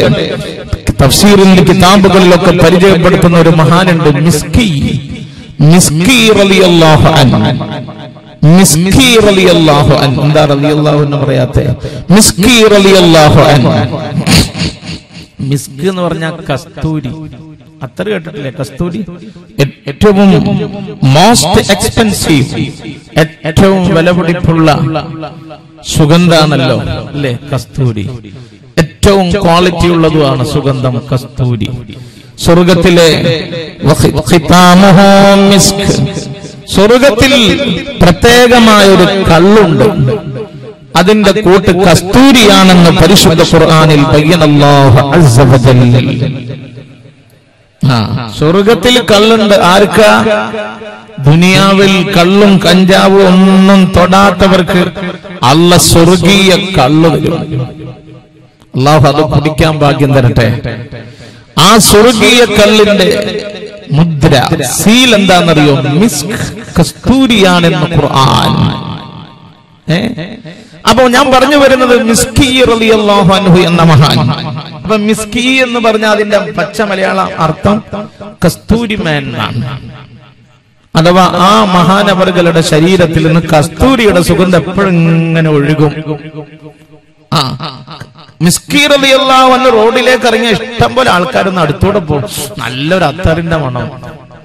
നമ്മൾ റോഡിലേക്ക് ഇറങ്ങിയാലോ അടുത്തൂടെ പോണ ആള് മൂക്കും പൊത്തിട്ട് പോകും അല്ലേ? അള്ളാഹു അങ്ങനെയുള്ള ഒരു അവസ്ഥയിൽ നിന്ന് കാത്തുരക്ഷിക്കട്ടെ. എങ്ങനെയാണ് ഈ മിസ്കി റളിയല്ലാഹു അൻഹുവിന് ഇത്രയും വലിയൊരു അവസ്ഥ? മരിക്കണത് വരെ ശരീരത്തിൽ നിന്ന് ഇങ്ങനെ അത്തർ, അതും കസ്തൂരിയുടെ ഗന്ധം. കുളിച്ചാലും കുളിച്ചിട്ടില്ലൊക്കെ മഹാനവറുകളുടെ ശരീരത്തിൽ നിന്ന് ഇങ്ങനെ കസ്തൂരിയുടെ സുഗന്ധം. എങ്ങനെയെന്നറിയോ? പിന്നെ വീട് തോറും ഈ വസ്ത്രങ്ങൾ വിൽക്കുന്ന പണിയായിരുന്നു ആ ചെറുപ്പക്കാരന്. മിസ്കി എന്നൊന്നുമല്ല ഉമ്മയിട്ട പേര് വേറെന്തുവാണ്. ആ യുവാവിന്റെ പണി നമ്മൾ കണ്ടിട്ടില്ല. വീടുകളിലൊക്കെ ഇങ്ങനെ വസ്ത്രങ്ങള് അല്ലെങ്കിൽ വീട്ടിലുള്ള പാത്രങ്ങളൊക്കെ വിൽക്കാൻ വരുന്നവരെ കണ്ടിരുന്നത് പോലെ ഈ മിസ്കി എന്ന മഹാനായ യുവാവ് ഓരോ വീടുകളിലും ചെന്നിട്ട് വസ്ത്രങ്ങൾ വിൽക്കുക, അതാണ് പണി. ഈ യുവാവാണെങ്കിൽ ഭയങ്കര സ്റ്റൈല, ഭയങ്കര സുന്ദരൻ. ആര് കണ്ടാലും നോക്കിപ്പോ അങ്ങനെയുള്ള ഒരു സുന്ദരനും കൂടിയാ. അങ്ങനെ പല പ്രാവശ്യം ഇങ്ങനെ പല വീട്ടിലും കച്ചവടക്കാരനാണല്ലോ, ഏത് വീട്ടിലും കയറും. പക്ഷെ ഒരു വീട്ടിലെ ഒരു സുന്ദരി പെണ്ണിനെ ഈ കച്ചവടക്കാരനോട് ഭയങ്കര ഇഷ്ടമായി. അങ്ങനെ ഒരു ദിവസം വീട്ടിൽ ആരുമില്ല, ഇവള് മാത്രമേ ഉള്ളൂ. അപ്പോഴാണ് ഈ മനുഷ്യൻ വസ്ത്രമായിട്ട് വന്നത്. വസ്ത്രം വേണോ എന്ന് ചോദിച്ചു വീട്ടിന്റെ അകത്തേക്ക് നോക്കിയിട്ട്. അപ്പൊ സെൻട്രൽ ഹാളിൽ നിന്നിട്ട് ആ പെണ്ണ് പറഞ്ഞു, വേണം, പുറത്തോട്ട് വരാൻ വയ്യ, അതുകൊണ്ട് അകത്തേക്ക് വാ. അപ്പൊ ഈ വിളിച്ച പെണ്ണാണ്, അവള് മാത്രമേ ആ പെരയിലുള്ളൂ. അവളാണെങ്കിലോ ഭയങ്കര സുന്ദരി. അങ്ങനെ വസ്ത്രം കൊണ്ട് ഇവൻ, ഈ മിസ്കി എന്ന ചെറുപ്പക്കാരൻ, കച്ചവടക്കാരൻ, അള്ളാനെ പേടിയുള്ള നല്ല യുവാവ, മാന്യമായി കച്ചവടം ചെയ്ത് നല്ല നിലയിൽ ജീവിക്കുന്ന ചെറുപ്പക്കാരനാ. ആ വസ്ത്രം വേണം, പുറത്തോട്ട് വരാൻ വയ്യ, അതുകൊണ്ട് ഇങ്ങോട്ട് വാ എന്ന് പറഞ്ഞപ്പോ ഈ മനുഷ്യൻ വസ്ത്രവും കൊണ്ട് സെൻട്രൽ ഹാളിലേക്ക് അങ്ങ് കയറിയപ്പോ ഇവളോട് വന്ന് വാതിലിന്റെ കുറ്റി അങ്ങോട്ടിട്ട് പറഞ്ഞു, നിങ്ങൾ എനിക്ക് ഭയങ്കര ഇഷ്ടമാണ്, എന്റെ കൂടെ കുറച്ചു സമയം ഇവിടെ കിടന്നോളണം. യാ അല്ലാഹ്. ചെറുപ്പക്കാരൻ പറഞ്ഞു, നഊദു ബില്ലാഹ്, നഊദു ബില്ലാഹ്, നഊദു ബില്ലാഹ്, ഹറാം ഹറാം. അപ്പൊ പെണ്ണ് പറഞ്ഞു, നല്ലോണം ഒച്ച ഉണ്ടാക്കണ്ട, ഞാൻ നാട്ടുകാരെ വിളിച്ചാൽ നിങ്ങളെ കഥ കഴിയും. ഞാൻ പറയുന്നതാ, ഈ വീട്ടിൽ വന്നിട്ട് എന്നെ കയറി പിടിച്ച് വാതിലിന് കുറ്റിട്ടെന്ന് പറഞ്ഞാൽ നിങ്ങൾ അവസാനമായിരിക്കും. അതുകൊണ്ട് ഞാൻ പറയണ പോലെ കേട്ടോളാം, ഈ റൂമിൽ എന്റെ കൂടെ കിടന്നോളാം അരമണിക്കൂർ, വേറൊന്നും വേണ്ട. ഈ ചെറുപ്പക്കാരൻ നിലവിളിക്കാൻ തുടങ്ങി. അപ്പോഴിവളെ ഭീഷണിപ്പെടുത്തി, ഞാനിപ്പോ വിളിച്ചു പറയും എന്നെ കയറി പിടിച്ചത്. അപ്പൊ അവസാനം ഈ മനുഷ്യൻ പറഞ്ഞു, എന്നാ ശരി, ഓക്കെ, റെഡി, എനിക്കൊന്ന് ബാത്റൂമിൽ പോണം എന്ന് പറഞ്ഞു. അപ്പൊ ഇവള് കരുതിയ കുളിച്ച് ഫ്രഷായി വരാനിരിക്കും, നല്ല ചാൻസ് അല്ലേ. നോക്കുമ്പോ ഇന്നത്തെ കാലം എന്നല്ല, പണ്ട് കാലം പുറത്ത് മുറ്റത്താണ് ബാത്റൂം, അത്ര വലിയ വൃത്തിയൊന്നും ഉണ്ടാവില്ലയോ. കുറെ മൂത്രത്തിന്റെ അംശവും കാഷ്ടത്തിന്റെ അംശമൊക്കെ അവിടെ ഉണ്ട്, കുറെ ചെളിയൊക്കെ ഉണ്ട്, ടൈൽസ് ഒന്നും ഇല്ലാത്ത കാലമല്ലേ. അങ്ങനെ ബാത്റൂമിൽ പോയിട്ട് ഈ മനുഷ്യൻ എന്ത് ചെയ്യുന്ന പറയാ, വസ്ത്രം മുഴുവൻ അഴിച്ചു മാറ്റി. എന്നിട്ട് ആ കക്കൂസിലും ബാത്റൂമിലൊക്കെ ഉള്ള എല്ലാ ചെളിയും അഴുക്കൊക്കെ വാരി ശരീരം മുഴുവൻ പുരട്ടി. മൂത്രവും കാഷ്ടമൊക്കെ ശരീരവും മുഖത്തൊക്കെ പുരട്ടി. എന്റെ ഈ സ്റ്റൈലും എന്റെ ഈ സ്കിൻ ഇത്രയും വലിയ സൗന്ദര്യമുള്ളത് കൊണ്ടല്ലേ ആ പെണ്ണ് എന്നെ വ്യഭിചരിക്കാൻ എന്നോട് ഭയങ്കര ഇഷ്ടം. അതുകൊണ്ട് എന്റെ ഈ ശരീരം മുഴുവൻ ആ ചെറുപ്പക്കാരൻ എന്ത് ചെയ്തെന്നറിയോ, മുഴുവൻ എല്ലാ മ്ലേച്ഛതകളും മലീമസതകളും വാരി അങ്ങ് പുരട്ടി. മുറ്റത്താണെങ്കിലോ ഈ സുന്ദരി പെണ്ണിങ്ങനെ തക്കം പാർത്തിങ്ങനെ കാത്തു നിൽക്കുകയാ. ജീവിതത്തിൽ ഒരുപാട് കാലമായി കൊണ്ടു നടക്കുന്ന നല്ലൊരു മോഹം അതിതാ സാക്ഷാത്കരിക്കപ്പെടാൻ പോകുന്നു. കാമുകൻ കുളിച്ച് ഫ്രഷായി വരാൻ ബാത്റൂമിൽ കയറിയതാ. അതേ ആവേശം മലയടിക്കുന്ന കൽബോടെ ആ പെണ്ണിങ്ങനെ കാത്തിരിക്കുമ്പോഴടാ ഇവൻ ബാത്റൂമിൽ നിന്ന് ഇറങ്ങിയിട്ട് സെൻട്രൽ ഹാളിലേക്ക് വന്നു നോക്കുമ്പോ എന്താ അറിയാ, ആകെ നാറുകയാണ്, ശരീരം മുഴുവൻ അഴുക്ക്. ഇത് കണ്ട ഉടൻ പറഞ്ഞു, പോടാ ശൈത്താനെ, നാറിയിട്ട് വയ്യ, പോടാ. ഇവന് വേണ്ടത് ഇതാണല്ലോ. മിസ്കി എന്ന ചെറുപ്പക്കാരൻ തന്റെ വസ്ത്രങ്ങളെടുത്ത് ഓടി. എന്നിട്ടോ അൽഹംദുലില്ലാഹ്, അൽഹംദുലില്ലാഹ്, ആ സുന്ദരി പെണ്ണിന്റെ വ്യഭിചാരക്കനിയിൽ നിന്ന് രക്ഷിച്ച റബ്ബേ നിനക്ക് സ്തുതി. നോക്ക്, നമ്മൾ എത്ര ആലോചിക്ക്, വേറൊന്നുമല്ല. വ്യഭിചരിക്കാൻ വിളിച്ചിട്ട്, കരഞ്ഞ് നിലവിളിച്ചിട്ട് എങ്ങനെയൊക്കെയാ രക്ഷപ്പെട്ടത്. അന്ന് മുതൽ ആ ചെറുപ്പക്കാരന്റെ ശരീരത്തിൽ നിന്ന് കസ്തൂരിയുടെ സുഗന്ധം ഒഴുകാൻ തുടങ്ങി. യാ അല്ലാഹ്, എന്തേ? ആരുമില്ല, അവനും അവളും മാത്രമേ ഉള്ളൂ, ആരും അറിയാനും പോകുന്നില്ല. അവളെ നിർബന്ധിച്ചതുമാണ്. എന്നിട്ടും സിനാക്ക് മുതിരാതെ അവളോടൊന്ന് പുഞ്ചിരിച്ചുകൊണ്ട് വർത്തമാനം പോലും പറയാതെ, അവളോട് പ്രേമം തോന്നിക്കുന്ന ഒരു കമന്റ് പോലും നടത്താതെ, ഒരു ഷെയറിങ്ങിന് പോലും തയ്യാറാകാതെ, ആരോഗ്യം തന്ന റബ്ബിനെ ഓർത്ത്, സൗന്ദര്യം തന്ന റബ്ബിനെ ഓർത്ത്, അവന്റെ ശിക്ഷയെ ഭയന്ന്, അവന്റെ നരകത്തെ ഭയന്ന്, സുന്ദരി പെണ്ണിനെ പുണരാതെ ശരീരം മുഴുവൻ അഴുക്കുകൾ വാരി നിറച്ചിട്ട് ഓടി രക്ഷപ്പെട്ട ചെറുപ്പക്കാരൻ അന്ന് മുതൽ വലിക്കുന്നത് വരെ ആ ശരീരത്തിന്റെ കാൽപാദം മുതൽ മൂർധാവ് വരെയുള്ള ഇടത്തിൽ നിന്ന് സുഗന്ധമിങ്ങനെ പരിലസിക്കുകയാണ്. ഇങ്ങനെയുള്ള മാതൃകകളെ ഒന്ന് പിൻപറ്റാൻ, ഇങ്ങനെയുള്ള മാതൃകകളെ ഒന്ന് അനുധാവനം ചെയ്യാൻ സോഷ്യൽ മീഡിയയിലെ യുഗത്തിലെ യുവതി യുവാക്കളെ നമ്മൾ തയ്യാറുണ്ടോ എങ്കിൽ നമ്മുടെ വാട്സപ്പ് ഗ്രൂപ്പിൽ ഒരു അന്യ പെണ്ണിന്റെയും നമ്പർ ഉണ്ടാകില്ല. പെങ്ങളെ, ലവലേശം അല്ലാഹുവിനെ പേടിയുള്ള മുസ്ലിം പെണ്ണാണ് നീ എങ്കിൽ നിന്റെ വാട്സപ്പ് ഗ്രൂപ്പിൽ ഒരു അന്യനായ യുവാവിന്റെയും നമ്പർ ഉണ്ടാകില്ല. ഏതെങ്കിലും ഒരു അന്യനായ യുവാവ് അവൻ എന്തെങ്കിലും ഒരു കമന്റ് അയച്ചാൽ അല്ലാഹുവിനെ പേടിയുള്ള പെങ്ങളാണ് നീ എങ്കിൽ ഇല്ല, നിനക്കതിന് റിപ്ലൈ കൊടുക്കാൻ കഴിയില്ല, തിരിച്ചൊരു കമന്റ് നൽകാൻ കഴിയില്ല, നിനക്ക് ലൈക്ക് അടിക്കാൻ കഴിയില്ല. അന്യ യുവാവിനോട് ഇതൊക്കെ ചെയ്യൽ ഹറാമാ. അന്യ പെണ്ണിനോട് ഇതൊക്കെ ചെയ്യൽ ഹറാമാണ്. ഇന്നത്തെ യുവതി യുവാക്കൾ വഴിതെറ്റുന്നതിൽ വലിയൊരു കാരണം ഇന്നത്തെ സോഷ്യൽ മീഡിയയാണ്. സോഷ്യൽ മീഡിയ എന്ന് പറഞ്ഞ വാട്സപ്പ് ആൻഡ് ഫേസ്ബുക്ക്, ട്വിറ്റർ അല്ലേ? ശരിക്കും പറഞ്ഞ ഈ സോഷ്യൽ മീഡിയ അല്ലാഹ് ചെയ്തു തന്ന വലിയ നിഅമത്താണ്. റിയാലിറ്റി, യാഥാർത്ഥ്യമാണ് ഞാൻ പറയുന്നത്. സോഷ്യൽ മീഡിയ അല്ലാഹ് ചെയ്തു തന്ന എത്ര വലിയ നിഅമത്താണ്. ഇപ്പൊ നമ്മൾ ആലോചിക്കും, നമ്മുടെ മഖാം റോസിന്റെ വാലിങ്ങനെ നടന്നുകൊണ്ടിരിക്കുമ്പോ മസ്കത്തിലുള്ള, ദുബായിലുള്ള, കുവൈറ്റിലുള്ള നമ്മുടെ മക്കൾ ഈ സദസ്സും ഈ പ്രസംഗമൊക്കെ ലൈവായി അവിടെ ഇരുന്ന് കാണുക. അല്ലാഹ് ചെയ്ത അനുഗ്രഹമല്ലേ? അല്ലാഹ് ചെയ്തു തന്ന അനുഗ്രഹമല്ലേ ഇത്? എത്ര വലിയ അനുഗ്രഹമാണിത്. പക്ഷെ കുഴപ്പം എന്താ അറിയോ? നമ്മൾ പോസിറ്റീവായിട്ട് ഉപയോഗിക്കേണ്ടതിന് പകരം അധികവും നെഗറ്റീവായിട്ട് ഉപയോഗിക്കുക. മൊബൈൽ എന്ന് പറഞ്ഞാൽ എത്ര വലിയ അനുഗ്രഹമാണത് റബ്ബേ.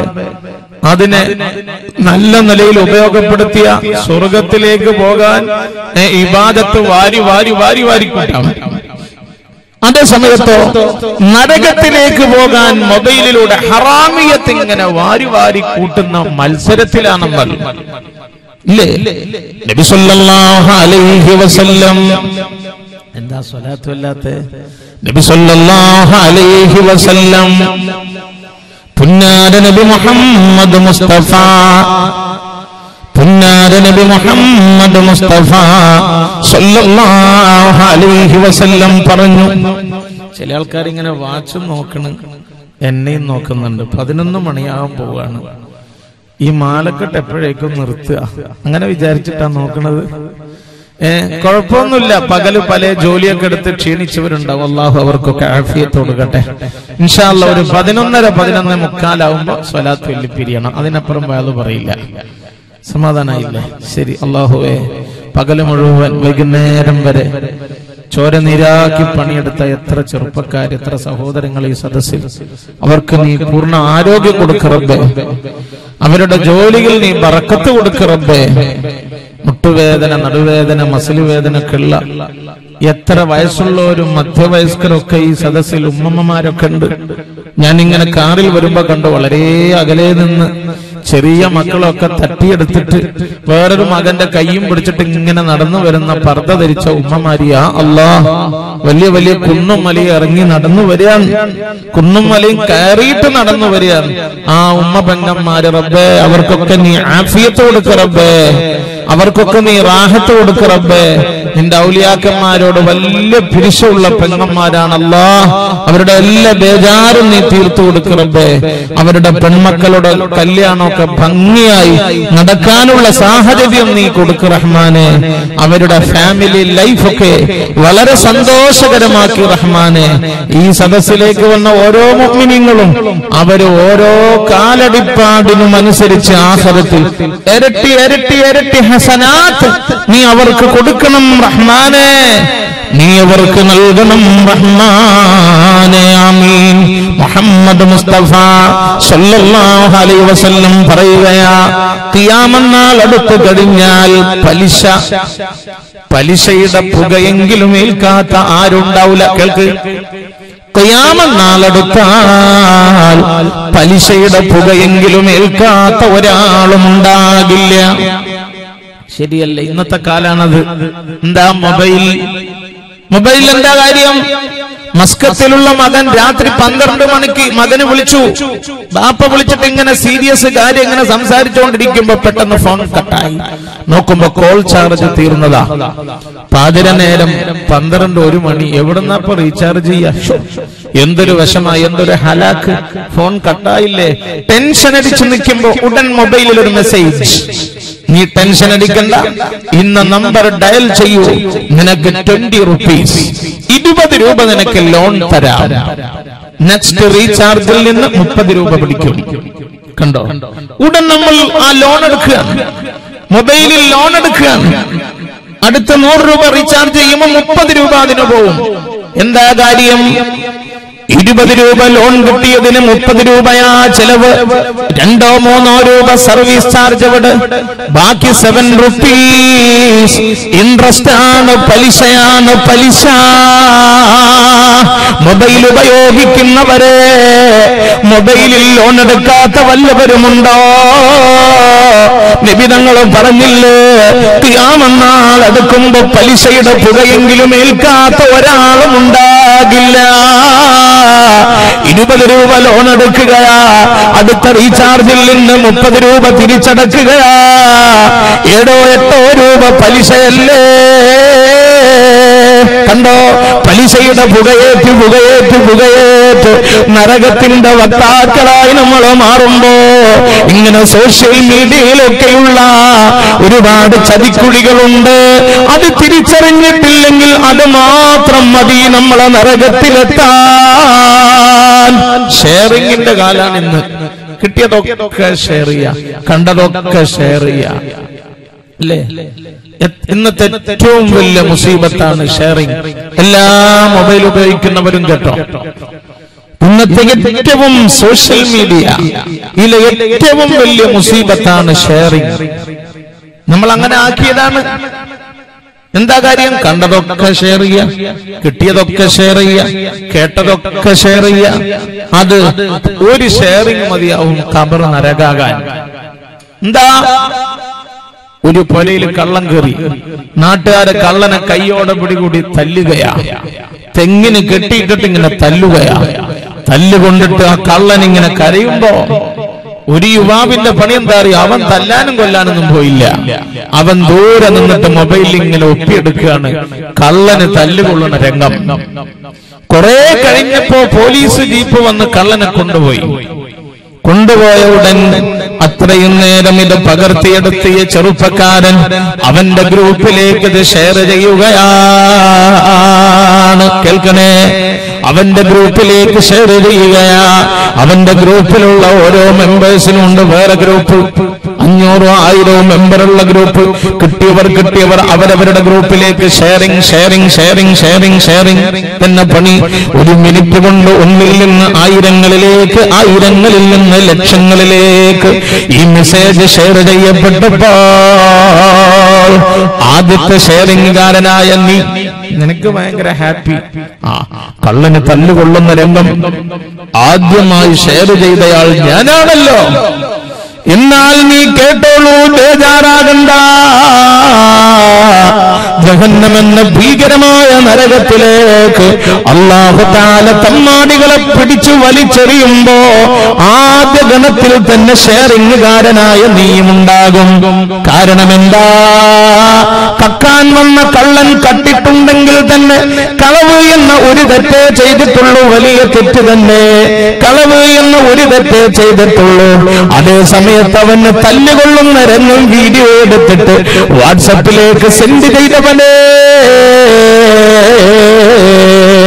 കളവിനേക്കാളും ഗുരുതരമായ 4 തെറ്റുകൾ നീ ചെയ്തില്ലേ? ഗീബത്ത് വന്നതിൽ, നമീമത്ത് വന്നതിൽ, ഹറാമിയത്ത് വന്നതിൽ, ഒരാളുടെ അഭിമാനം തകർക്കൽ വന്നില്ലേ?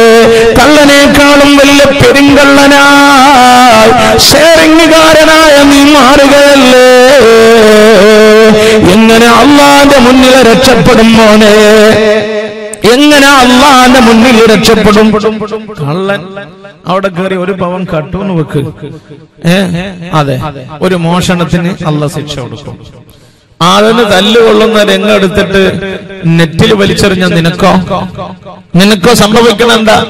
1,00,000 ആൾക്കാരിലേക്ക് ഷെയർ ചെയ്യപ്പെട്ട 1,00,000 ഗീബത്തിന്റെ കുറ്റം ആദ്യ ഷെയറിംഗുകാരനായ നിന്റെ അക്കൗണ്ടിൽ, 1,00,000 നമീമത്തിന്റെ കുറ്റം, 1,00,000 ഹറാമിയത്ത് പ്രചരിപ്പിച്ചതിന്റെ കുറ്റം നിന്റെ അക്കൗണ്ടിൽ. ദാരിമിയുടെ ഭീഷണിയല്ല ഇത്, പുന്നാര റസൂലുള്ളാഹി സ്വല്ലല്ലാഹു അലൈഹി വസല്ലം പഠിപ്പിക്കുന്നു. മാത്രമല്ല, ഈ കള്ളനാണെങ്കിലോ 2-3 ദിവസം കഴിഞ്ഞപ്പോ അവന് ഭയങ്കര ബേജാറ്. ഞാൻ കക്കാൻ പോയി, എത്ര വലിയ തെറ്റാ. പാതിരാ നേരത്ത് അവൻ ഞെട്ടിയിടുന്നേറ്റ് വല്ലോ ചെയ്ത് തഹജ്ജുദ് നിസ്കരിച്ചു. പൊട്ടി കരയുകയാണ്. ഉടമസ്ഥനായ റബ്ബിന്റെ മുന്നിലേക്ക് കരങ്ങളെ ഉയർത്തിയിട്ട് കണ്ണുനീരൊലിപ്പിച്ചുകൊണ്ട് പൊട്ടുന്ന മനസ്സോടവൻ തൗബ ചെയ്യുകയാ. അതോടുകൂടി അവൻ അല്ലാഹുവിന്റെ മുന്നിൽ കള്ളനല്ല. തൗബയോടുകൂടി അവൻ അല്ലാഹുവിന്റെ മുന്നിൽ കള്ളനല്ല, അവൻ അല്ലാഹുവിന്റെ മുന്നിൽ പരിശുദ്ധനാണ്. അവന് തല്ല് കിട്ടുന്ന രംഗമെടുത്ത് വാട്സപ്പിലേക്ക് ഷെയർ ചെയ്ത നീയോ, നിന്റെ അക്കൗണ്ടിലേക്ക് ഇപ്പോഴും ഗീബത്തൊഴുകി വരികയാ, നമീമത്തിന്റെ കുറ്റമൊഴുകി വരികയാ, ഹറാമീയത്തിന്റെ കുറ്റമൊഴുകി വരികയാ. എങ്ങനെ രക്ഷപ്പെടും ചെറുപ്പക്കാരാ?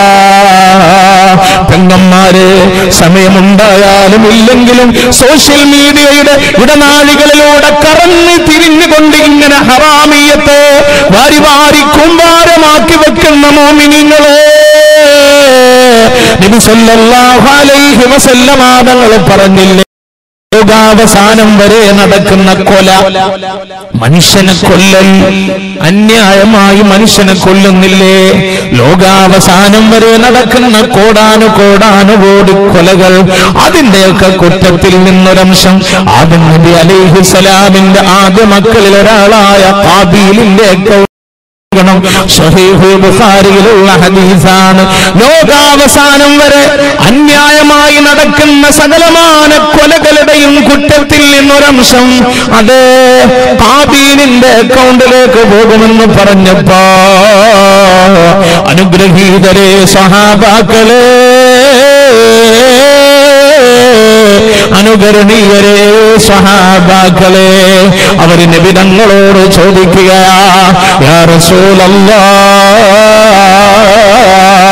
ഖാബീൽ പണ്ടെങ്ങോ മരിച്ചുപോയില്ല നബിയേ, ഇന്നും നാളെയും ഖിയാമത്ത് നാൾ വരെയൊക്കെ നടക്കുന്ന കൊല എന്ന തെമ്മാടിത്തത്തിന്റെ ശിക്ഷക്ക് ഖാബീൽ എങ്ങനെ ഉത്തരവാദിയാകും നബിയേ? സഹാബാക്കളുടെ ചോദ്യത്തിന് അല്ലാഹുവിന്റെ ഹബീബ് നൽകുന്ന റിപ്ലൈ ഉണ്ടല്ലോ, ഷെയറിംഗുകാര് കേൾക്കണേ. നബി തങ്ങൾ പറയുകയാ, ലിഅന്നഹു മൻ സന്നൽ ഖത്ല, കൊല്ലൽ എന്ന ഹറാമിയത്ത് ലോക ചരിത്രത്തിൽ ആദ്യമായി ഷെയർ ചെയ്തയാൾ ഖാബീലാണ്. കൊല്ലലെന്ന പണി ലോക ചരിത്രത്തിൽ ആദ്യമായി ഷെയർ ചെയ്തയാൾ ഖാബീലാണ്. പിന്നെ വന്നവര് മുഴുവൻ ഫോളോ ചെയ്തതാണ്, പിൻപറ്റിയതാണ്. അതുകൊണ്ട് തന്നെ ആദ്യത്തെ ഷെയറിംഗുകാരൻ എന്ന നിലയിൽ ലോകാവസാനം വരെ നടക്കുന്ന സകലമാന ഖത്ലിന്റെയും കൊലയുടെയും കുറ്റത്തിൽ നിന്നൊരംശം അത് ഖാബീലിന്റെ അക്കൗണ്ടിലേക്ക് പോകുമെന്ന് വരുമ്പോൾ നമ്മൾ ആലോചിക്ക്, ഒരു നമീമത്ത് ആദ്യമായി നാം ഷെയർ ചെയ്താൽ 1,00,000 ആൾക്കാരിലേക്ക് 10,00,000 ആൾക്കാരിലേക്ക് അത് ഷെയർ ചെയ്യപ്പെട്ടാൽ ആദ്യത്തെ ഷെയറിംഗുകാരൻ എന്ന നിലയിൽ 10,00,000 ഗീബത്തിന്റെ പാപഭാരം നിന്റെ അക്കൗണ്ടിൽ വരികയാ, 10,00,000 ഹറാമിയത്തിന്റെ പാപഭാരം നിന്റെ അക്കൗണ്ടിൽ വരികയാ. തലയും ചിന്തയും ബോധവുമില്ലാതെ ഷെയർ ചെയ്യുന്നവരെ, സോഷ്യൽ മീഡിയ സിന്ദാബാദ് എന്ന് പറഞ്ഞ് രാവും പകലും ഭേദമില്ലാതെ, നട്ടപ്പാതിരയും നട്ടുച്ചയും ഭേദമില്ലാതെ സോഷ്യൽ മീഡിയയിൽ കിടന്ന് തിരിഞ്ഞും മറിയുന്നവരെ, സിമന്റ് കട്ട പോലെയുള്ള നിസ്കാരത്തളമ്പ് കൊണ്ട് രക്ഷപ്പെടാമെന്നുള്ള വ്യാമോഹം വേണ്ട ചെറുപ്പക്കാരെ, തമ്പുരാന്റെ മുന്നിൽ എങ്ങനെ രക്ഷപ്പെടുമെന്നൊന്ന് ചിന്തിക്ക്. ഇങ്ങനെ പോയാൽ ഇന്നതല്ലേ നമ്മളിപ്പോ ഒന്ന് നെറ്റിലേക്ക് വിട്ട എന്താ സ്ഥിതി? പണ്ടൊക്കെ ഇതൊക്കെ വരുന്നതിന് മുമ്പ് ഒരു വീട്ടിൽ കള്ളം കയറി, അത് അറിഞ്ഞ ഞാൻ വേറൊരാളോട് പറഞ്ഞ കള്ളം കയറി, തീർന്നില്ലേ? ഇന്നതല്ല, കള്ളം കയറി എന്നുള്ളത് ഞാൻ വേഗം എന്റെ ഗ്രൂപ്പിലിട്ടു. കിട്ടിയവർ അവരവരുടെ ഗ്രൂപ്പിൽ ഇങ്ങനെ ഒഴുകാണ്. 1 മണിക്കൂർ കൊണ്ട് കോടിക്കണക്കിന് ആൾക്കാരിലെത്തി. എങ്ങനെ രക്ഷപ്പെടും? പഞ്ചാഗ്നി മധ്യേ തപസ് ചെയ്താലും ഈ പാപത്തിൻ പ്രതിക്രിയയാകുമോ എന്ന് പറഞ്ഞതുപോലെ എങ്ങനെ ഇതിൽ നിന്ന് രക്ഷപ്പെടും? പെങ്ങന്മാരെ, ഇന്നത്തെ വാലിന്റെ ഏറ്റവും വലിയ ഗിഫ്റ്റാണ് ഞാൻ ഈ പറയുന്നത്. ജീവിതത്തിൽ അള്ളാന്റെ മുന്നിൽ രക്ഷപ്പെടണമെങ്കിൽ തല തുറന്നിട്ടൊന്ന് ആലോചിച്ചു. ഇത് യാ അല്ലാ, എങ്ങനെ രക്ഷപ്പെടും? ഇല്ലേ? അന്നേരം ഒരാളുടെ ചോദ്യം, അല്ല ഉസ്താദെ, കള്ളനായതുകൊണ്ടല്ലേ നമ്മൾ വീഡിയോ ഒക്കെ എടുത്തിട്ട് ഇങ്ങനെ ഷെയർ ചെയ്തത്? എടാ, കള്ളത്തരം എന്ന് പറഞ്ഞാൽ വലിയ കുറ്റമുള്ള കാര്യമാണ്. അതിന് ശിക്ഷ കൊടുക്കാൻ അല്ലാഹു ഉണ്ട്, നിന്നെയും എന്നെയും ഏൽപ്പിച്ചിട്ടില്ല. ശിക്ഷ കൊടുക്കാൻ അല്ലാഹു ഉണ്ട്, നിന്നെയും എന്നെയും ഏൽപ്പിച്ചിട്ടില്ല. അതാണ് ആലോചിക്കേണ്ടത്. ഞാനൊരു ഹദീസും കൂടി കേൾപ്പിക്കാം. മുഹമ്മദ് മുസ്തഫ സല്ലല്ലാഹു അലൈഹി വസല്ലം മദീനയിലെ ഖബർസ്ഥാൻ ജന്നത്തുൽ ബഖീയിലൂടെ ഇങ്ങനെ നടന്നു പോവുകയാണ്. 2 ഖബറിന്റെ അടുത്തെത്തി. നബി തങ്ങളുടെ മുഖം സന്തോഷം കൊണ്ട് പുളകിതമായിരുന്ന മുഖം പെട്ടെന്നതാ ബേജാറുകൊണ്ട് വേദന നിറഞ്ഞ മുഖമായി മാറുന്നു. 2 ഖബറിലേക്ക് ചൂണ്ടിക്കൊണ്ട് അവിടുന്ന് പറയുന്നു, സഹാബാ ഇന്നഹുമാ ലയുഅദബാൻ. ഈ 2 ഖബറിലും വല്ലാത്ത അദാബാണ്. മുഅ്ജിസത്തിന്റെ കണ്ണുകൊണ്ട് അല്ലാഹുവിന്റെ ഹബീബ ഖബറിലേക്ക് നോക്കിക്കൊണ്ട് പറയുകയാ, ഈ 2 ഖബറിലും വല്ലാത്ത അദാബാണ്. അല്ലാഹു നമ്മുടെ ഖബർ സ്വർഗമാക്കി തരട്ടെ. അല്ലാഹ് ഞങ്ങളിൽ നിന്ന് മരിച്ചുപോയ ഞങ്ങളുടെ ഉമ്മമാരുണ്ട്, ബാപ്പമാരുണ്ട്, ഞങ്ങളുടെ കുടുംബക്കാരുണ്ട്, ബന്ധുക്കളുണ്ട്, അവരുടെ ഒക്കെ ഖബർ നീ സ്വർഗമാക്കി കൊടുക്കറബ്ബേ, വിശാലമാക്കി കൊടുക്കറബ്ബേ. ആമീൻ. റസൂലുള്ളാഹി തങ്ങൾ ആ 2 ഖബറിലേക്ക് നോക്കി പറയുകയായി, 2 ഖബറിലും അല്ലാഹുവിന്റെ അദാബാണ് എന്ന് പറഞ്ഞിട്ട് അവിടുന്ന് പറയുന്നു, ഈ 1ാമത്തെ ഖബറിലുള്ളയാൾ ചെയ്ത തെറ്റെന്തെന്നറിയാമോ? വകാന യംശി ബിൽ ഗീബത്തി വന്നമീമ. ഗീബത്തും നമീമത്തും ഷെയർ ചെയ്ത് നടക്കണ പണിയായിരുന്നു ഇയാൾക്ക്. കേൾക്കണേ. ഗീബത്തും നമീമത്തും ഷെയർ ചെയ്ത് നടക്കണ പണിയായിരുന്നു ഇയാൾക്ക്. അതുകൊണ്ടാണ് ഇയാളുടെ ഖബർ നരകമായത്. നിസ്കരിക്കാഞ്ഞിട്ടില്ല, റമളാൻ നോമ്പ് നോക്കാഞ്ഞിട്ടില്ല, വ്യഭിചാരിയായതുകൊണ്ടല്ല, മദ്യപാനിയായതുകൊണ്ടല്ല, പിന്നെ അങ്ങനെയുള്ള ഒരു ഗുമ്മാടിത്തം ഇയാളെ ചെയ്തിട്ടില്ല. നിസ്കരിച്ചിട്ടുണ്ട്, നോമ്പോട്ടിട്ടുണ്ട്, എന്നിട്ടും ഖബർ നരകം. പിന്നെന്താ പ്രശ്നം? വകാന യംശി ബിൽ ഗീബത്തി വന്നമീമ. ഏഷണിയും പരദൂഷണമായിട്ട് നടക്കണ പണിയായിരുന്നു ഇയാൾക്ക്. അതുകൊണ്ടാണ് ഖബർ നരകമായതെന്ന് മുഹമ്മദ് മുസ്തഫ. ഷെയറിംഗുകാരെ, 1400 കൊല്ലം മുമ്പുള്ള സംഭവമാണ് മോനെ. അന്ന് സോഷ്യൽ മീഡിയ ഇല്ല, അന്ന് വാട്സപ്പില്ല, ഫേസ്ബുക്കില്ല മോനെ ഷെയർ ചെയ്യാൻ. അന്നത്തെ കാലത്തൊരു ഗീബത്തും പറഞ്ഞ് ഒരാൾ 1 മാസം 1 മന്ത് 1 മാസം ഇങ്ങനെ നടന്നു എന്ന് കരുത്. എന്നാൽ തന്നെ ഒരു 10,000 ഒരു 25,000 ഒക്കെ ആൾക്കാരിലേ എത്തൂ. അത്രേ ആളുള്ളൂ, അത്രേ സൗകര്യമുള്ളൂ. അത്രയും ലിമിറ്റുള്ള നിലയിൽ ഗീബത്തും നമീമത്തും നടന്നിട്ട് പോലും സഹാബാക്കളുടെ ഖബർ തന്നെ നരകമായി എന്ന് വരുമ്പോ, ഇന്നോ സോഷ്യൽ മീഡിയയിലൂടെ അനന്ത സാധ്യതകളുടെ കവാടങ്ങൾ തുറക്കപ്പെട്ടില്ലേ? ഒരു മെസ്സേജ് 1 മിനിറ്റ് കൊണ്ട് കോടിക്കണക്കിന് ആൾക്കാരിലേക്ക് ഷെയർ ചെയ്യപ്പെടാൻ പറ്റുന്ന തരത്തിൽ എന്തൊരു സൗകര്യമാ! ഒരു ചിന്തയുമില്ലാതെ, ഉഖ്റവിയായ ഒരു ബോധവും ഇല്ലാതെ, കണ്ടതും കിട്ടിയതും കേട്ടതും അസലുള്ളതും ഇല്ലാത്തതൊക്കെ നമ്മളിങ്ങനെ ഷെയർ ചെയ്യുമ്പോ ലക്ഷക്കണക്കിന് ഗീബത്തിന്റെ നമീമത്തിന്റെ ഹറാമിയത്തിന്റെ കൂമ്പാരമായിട്ട് ഖബറിലേക്ക് പോകേണ്ടി വരുന്ന രംഗമെന്നോർത്താൽ വെച്ചാൽ പൊന്നുമക്കളെ, മുഅ്മിനീങ്ങളെ, പെങ്ങന്മാരെ, ചെറുപ്പക്കാരെ, എങ്ങനെ കഴിയും നമുക്ക് ഷെയറിംഗ് ചെയ്യാൻ? അതുകൊണ്ട് നമ്മുടെ ഷെയറിംഗ് കാരണം ഒരാളുടെ അഭിമാനവും തകരാൻ പാടില്ല. നബി സല്ലല്ലാഹു അലൈഹി വസല്ലം പറഞ്ഞു, ആരെങ്കിലും മറ്റൊരാളുടെ ന്യൂനത, കുറവുകൾ, ഐബുകൾ മറച്ചു വെച്ചാൽ അവന്റെ ഐബുകൾ അല്ലാഹു മറച്ചു വെക്കും. ഇനി അതല്ല, ഒരാളുടെ ഐബ്, ന്യൂനത, കുറച്ചിലുകൾ ഷെയർ ചെയ്ത ഒരാൾ പ്രചരിപ്പിച്ചാൽ മഹ്ശറിലുള്ള ജനകോടികളുടെ ഇടയിൽ അങ്ങനെയുള്ളവന്റെ അഭിമാനം അല്ലാഹു പിച്ചു ചീന്തുമെന്ന് സാദിഖുൽ മസ്ദൂഖായ നബിയേ മുഹമ്മദ് മുസ്തഫ സല്ലല്ലാഹു അലൈഹി വസല്ലം. അതുകൊണ്ട് ഷെയറിംഗുകാരാ, ഒരു നമീമത്ത് ഷെയർ ചെയ്യല്ല മോനെ, ഒരു ഗീബത്ത് ഷെയർ ചെയ്യല്ല മോനെ, ഒരു ഹറാമിയത്ത് ഷെയർ ചെയ്യല്ലേ. നിന്റെ ഷെയറിംഗ് കാരണം ഒരാളുടെയും അഭിമാനം തകരുന്ന ഒരവസ്ഥ ഉണ്ടാകല്ലേ. ഇങ്ങനെ നമ്മളൊന്ന് ചിന്തിച്ചിട്ടില്ല എങ്കിൽ നാളെ അല്ലാഹുവിന്റെ മുന്നിലെത്തുമ്പോ ഹറാമിയത്തിന്റെ കൂമ്പാരം. അല്ലാഹു നമ്മളെ കാത്ത് രക്ഷിക്കട്ടെ, അല്ലാഹു നമ്മളെ കാത്ത് രക്ഷിക്കട്ടെ. സൂറത്തുൻ നൂറിലെ ആയത്ത് ഞാൻ കേൾപ്പിക്കാം. ഇന്നല്ലദീന യുഹിബ്ബൂന അൻ തശീഅൽ ഫാഹിശതു ഫില്ലദീന ആമനൂ ലഹും അദാബുൻ അലീം ഫിദ്ദുനിയാ വൽ ആഖിറ വല്ലാഹു യഅലം വഅൻതും ലാ തഅലമൂൻ. അല്ലാഹു പറയുകയാ, ഇന്നല്ലദീന യുഹിബ്ബൂന അൻ തശീഅൽ ഫാഹിശ, നീചകരമായ കാര്യങ്ങൾ ഷെയർ ചെയ്ത് പ്രചരിപ്പിക്കാൻ ആഗ്രഹിക്കുന്നവരെ, ലഹും അദാബുൻ അലീം, വേദനാജനകമായ ശിക്ഷയാണ് അവർക്കുള്ളത്. ഫിദ്ദുനിയാ വൽ ആഖിറ, ഐഹിക ലോകത്തും നാളെ ഉഖറവിയായ ലോകത്തും വേദനാജനകമായ ശിക്ഷ ആർക്കെന്നറിയോ? നീചകരമായ കാര്യങ്ങൾ ഷെയർ ചെയ്ത് പ്രചരിപ്പിക്കാൻ ആഗ്രഹിക്കുന്നവരെ ദുനിയാവിലും ആഖിറത്തിലും വേദനാജനകമായ ശിക്ഷയാണുള്ളത്.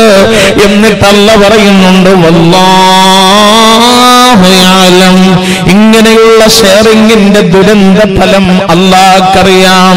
വഅൻതും ലാ തഅലമൂൻ, നിങ്ങൾക്കതറിയില്ല. യാ അല്ലാഹ്, ഒന്ന് ചിന്തിക്കും. അല്ലാഹു പറയാണ്, തലയും വാലും ഇല്ലാതെ ഷെയർ ചെയ്യണ്ടല്ലോ, അതിന്റെ ദുരന്തം അല്ലാഹുക്കറിയാം, നിങ്ങൾക്കറിയില്ല എന്ന്. ശരിയല്ലേ? നേരത്തെ പറഞ്ഞ കള്ളൻ ഫോർ എക്സാമ്പിൾ, എന്താ, അവൻ നന്നായി, ആ ചെറുപ്പക്കാരൻ നന്നായി എന്ന് മാത്രമല്ല, നാട്ടിൽ ഏറ്റവും നല്ലവനായി. സുബഹിക്ക് പോലും അവൻ ജമാഅത്തിനുണ്ടാവും, ഹദ്ദാദിനുണ്ടാവും, സോഷ്യൽ വർക്കിൽ അവൻ മുന്നില, വാവിനവൻ മുന്നില. നമ്മുടെ ചെറുപ്പക്കാരെയൊക്കെ അള്ളാഹു അങ്ങനെ ആക്കട്ടെ, ആമീൻ. അല്ലേ? അങ്ങനെ ആ ചെറുപ്പക്കാരൻ നാട്ടിൽ ഒന്നാമൻ, അവന്റെ പോരിശ പറയാൻ നാട്ടുകാർക്ക് 100 നാവ്. അവന്റെ കല്യാണം വന്നു, വിവാഹം. ഉദാഹരണം, നാളെ ഞായറാഴ്ച കല്യാണം നടക്കുക. തലേന്ന് രാത്രി, കല്യാണത്തിന്റെ തലേന്ന് രാത്രി, നാളെ പുതിയാപ്പിളയാകുന്ന യുവാവ് കല്യാണത്തിന്റെ തലേന്ന് രാത്രി എന്താ അവന്റെ മനസ്സിൽ? ആനന്ദത്തിന്റെ പെരുമഴ, ആഹ്ലാദത്തിന്റെ അലതല്ലൽ, ആനന്ദത്തിന്റെ സന്തോഷത്തിന്റെ അലയടിയല്. നാളെ പുതുനാട്ടിൽ പെണ്ണായി വരുന്നവൾ അവളുടെ മണിമാറിൽ അണിയാൻ മഹറുമാലയൊക്കെ തയ്യാറാക്കിയിട്ട് പുതുനാട്ടിൽ പെണ്ണിനെ കുറിച്ചുള്ള ഒരുപാട് ചിന്തകൾ. ജീവിതം ഒന്നേ ഉള്ളൂ പെണ്ണേ, ഈ മണ്ണിൽ ജീവനായി നീയേ ഉള്ളൂ പെണ്ണേ, ഈ കൽബിൽ. ഇങ്ങനെ 1000 ചിന്തകൾ ഇങ്ങനെ മിന്നിമറയുകയാണ് കല്യാണത്തിന്റെ തലേന്ന് രാത്രി. ഈ മണവാളനായ ചെറുപ്പക്കാരന്റെ മനസ്സിൽ രാത്രി 10 മണിയായപ്പോ പുതുനാട്ടി പെണ്ണിന്റെ ബാപ്പ വിളിക്കുകയാണ്. ഇവന്റെ ബാപ്പാക്ക് വിളിച്ചിട്ട് പറയുന്നു, കല്യാണം വേണ്ട, നിങ്ങളെ മകനെ എനിക്ക് പുതിയാപ്പിളയായിട്ടും വേണ്ട. യാ അല്ലാഹ്, കണ്ടോ എത്ര വലിയ പുകിൽ. വിട്ടില്ല. ഈ ചെറുപ്പക്കാരന്റെ വീട്ടുകാരൊക്കെ പറഞ്ഞു, അങ്ങനെ വിട്ടാ പറ്റുമോ? കല്യാണം ഉറപ്പിച്ചിട്ട് 6 മാസമായില്ലേ, വേണ്ടെങ്കിൽ മുമ്പേ പറഞ്ഞൂടെ, കല്യാണത്തിന്റെ തലേന്നാ വേണ്ടാന്ന് വെക്കുക. വിടില്ല. ജീപ്പും വണ്ടിയൊക്കെ എടുത്ത് പോയി തല്ലണം കൊല്ലണം എന്നൊക്കെ പറഞ്ഞിട്ട് അങ്ങനെ പുതുനാട്ടി പെണ്ണിന്റെ വീട്ടിലെത്തിയപ്പോ പെണ്ണിന്റെ ബാപ്പ വന്നിട്ട് പറഞ്ഞു, തല്ലാനും കൊല്ലാനൊക്കെ വരട്ടെ, ഇതൊന്ന് കണ്ടോ എന്ന് പറഞ്ഞിട്ട് ആ ബാപ്പാന്റെ വാട്സപ്പിലേക്ക് ഒരാൾ മെസ്സേജ് ചെയ്ത് ഷെയർ ചെയ്ത് കൊടുത്ത ഒരു വീഡിയോ പെണ്ണിന്റെ ബാപ്പ ഇങ്ങനെ വന്നവർക്ക് കാണിച്ചു കൊടുത്തപ്പോ എന്താ സംഭവം എന്നറിയോ? 4.5 കൊല്ലം മുമ്പ് ഇവൻ കക്കാൻ കേറിയപ്പോ നാട്ടുകാര് പിടിച്ച് തെങ്ങിൽ കെട്ടിയിട്ട് തല്ലുന്ന വീഡിയോ മണവാട്ടിയായി വരുന്ന പെണ്ണിന്റെ ബാപ്പാന്റെ വാട്സപ്പിൽ ആരോ ഷെയർ ചെയ്ത് കൊടുത്തിരിക്കുക. അത് കണ്ട റബ്ബേ, ഇത്രയും വലിയ തെമ്മാടിക്കാണോ എന്റെ പൊന്നുമോളെ കെട്ടിച്ചു കൊടുക്കേണ്ടത്? വേണ്ട. ഇവിടെ ആരാ പ്രതി? ഷെയറിംഗുകാർ ജാഗ്രത, ഷെയറിംഗുകാർ ജാഗ്രത. നന്മയുടെ അടയാളമായി മാറിയ ആ നല്ല യുവാവിന്റെ നിക്കാഹ് എന്ന സ്വപ്നത്തിന്റെ മുന്നിൽ ഏറ്റവും വലിയ ബ്ലോക്കായത് ആരാ? ആ രംഗമെടുത്ത് ഷെയർ ചെയ്തവനല്ലേ, അതെടുത്ത് നെറ്റിലേക്ക് സെൻഡ് ചെയ്തവനല്ലേ?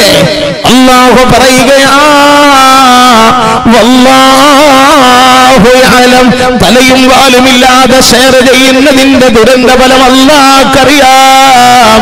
വഅൻതും ലാ തഅലമൂൻ, നിങ്ങൾക്കതറിയില്ലെന്ന് പരിശുദ്ധ ഖുർആനിൽ ബയ്യനല്ലാഹു അസ്സ വജൽ.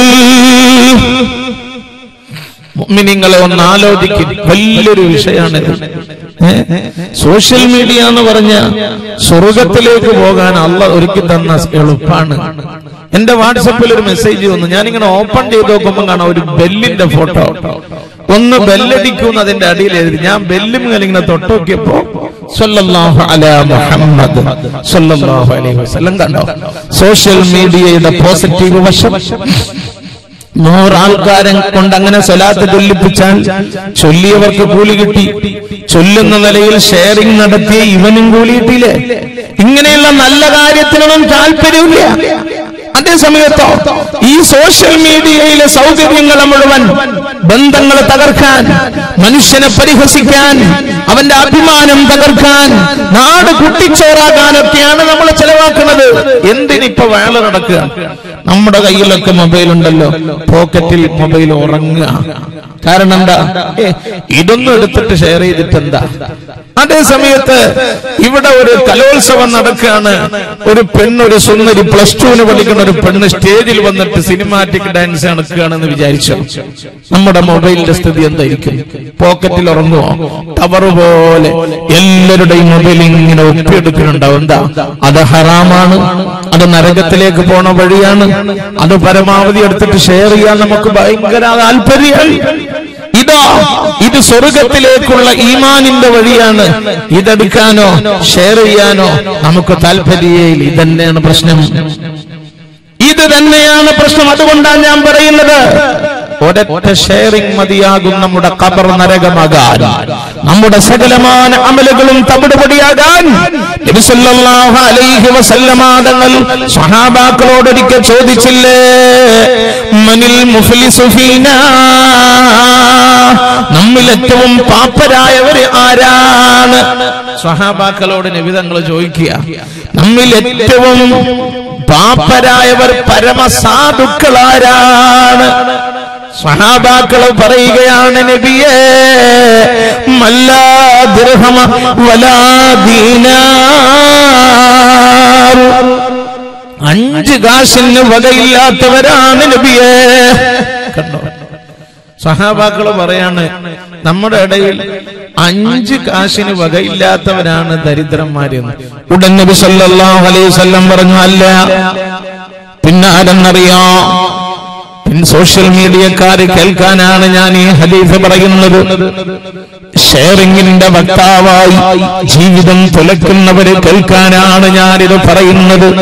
നിബിധങ്ങൾ പറയുന്നു, നമ്മുടെ ഇടയിൽ ഏറ്റവും പാപ്പരായവരാരെന്നറിയോ? നാളെ മഹ്ശറിൽ ഹിസാബിന്റെ നേരത്തൊരാൾ വരുന്നു. എന്താ? ഇബാദത്ത്, മല പോലെയുള്ള ഇബാദത്ത്. നിസ്കാരമുണ്ട്, നോമ്പുണ്ട്, ഹജ്ജുണ്ട്, സക്കാത്തുണ്ട്.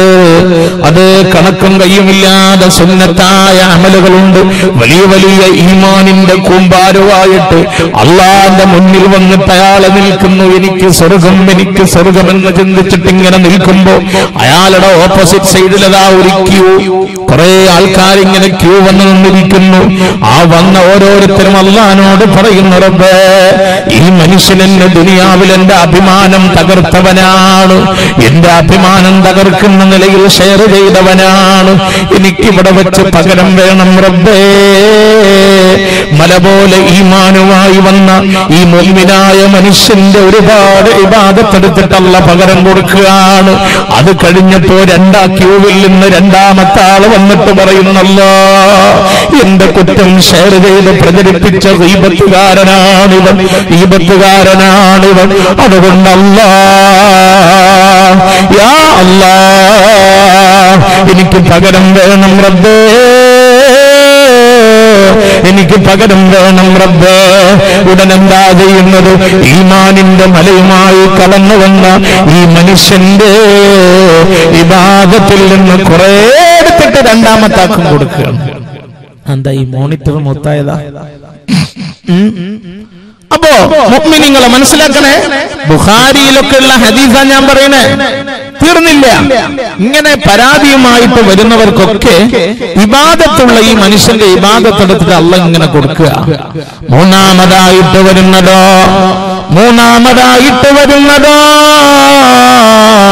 യാ അല്ലാഹ്, യേശനിക്കാരനാണ് ഇവൻ. മൂന്നാമത്തെ ആൾ അള്ളാഹിനോട് പറയും, പരാതിയുമായി വന്നവർക്ക് മുഴുവൻ ഇബാദത്തുകാരന്റെ ഇബാദത്തല്ല എടുത്തെടുത്ത് കൊടുത്തു. ഇബാദത്ത് തീർന്നു കേട്ടോ, ഇബാദത്ത് അങ്ങ് തീർന്നു. പിന്നെ കൊടുക്കാൻ ഇബാദത്തില്ല. അപ്പൊ പിന്നെ അള്ളാഹ് എന്ത് ചെയ്യുന്നറിയോ? വന്നവരുടെ തെറ്റെടുത്തിട്ട് ഈ മനുഷ്യന്റെ പേരിൽ ചുമത്തുകയാ. വന്നവരുടെ തെറ്റെടുത്തിട്ട് ഈ മനുഷ്യന്റെ മേലിൽ ചുമത്തുകയാ. അങ്ങനെയാകുമ്പോ ഈമാനിന്റെ പെരുമയുമായി ഇബാദത്തിന്റെ മലയുമായി കടന്നു വന്ന ഇവനുണ്ടല്ലോ, ഇവന് ഒരു അമലുമില്ല എന്ന് മാത്രല്ല, മറ്റുള്ളവരുടെ മുഴുവൻ കുറ്റം ഇവൻ ഏറ്റെടുക്കേണ്ടിയും വന്നിരിക്കുകയാണ്.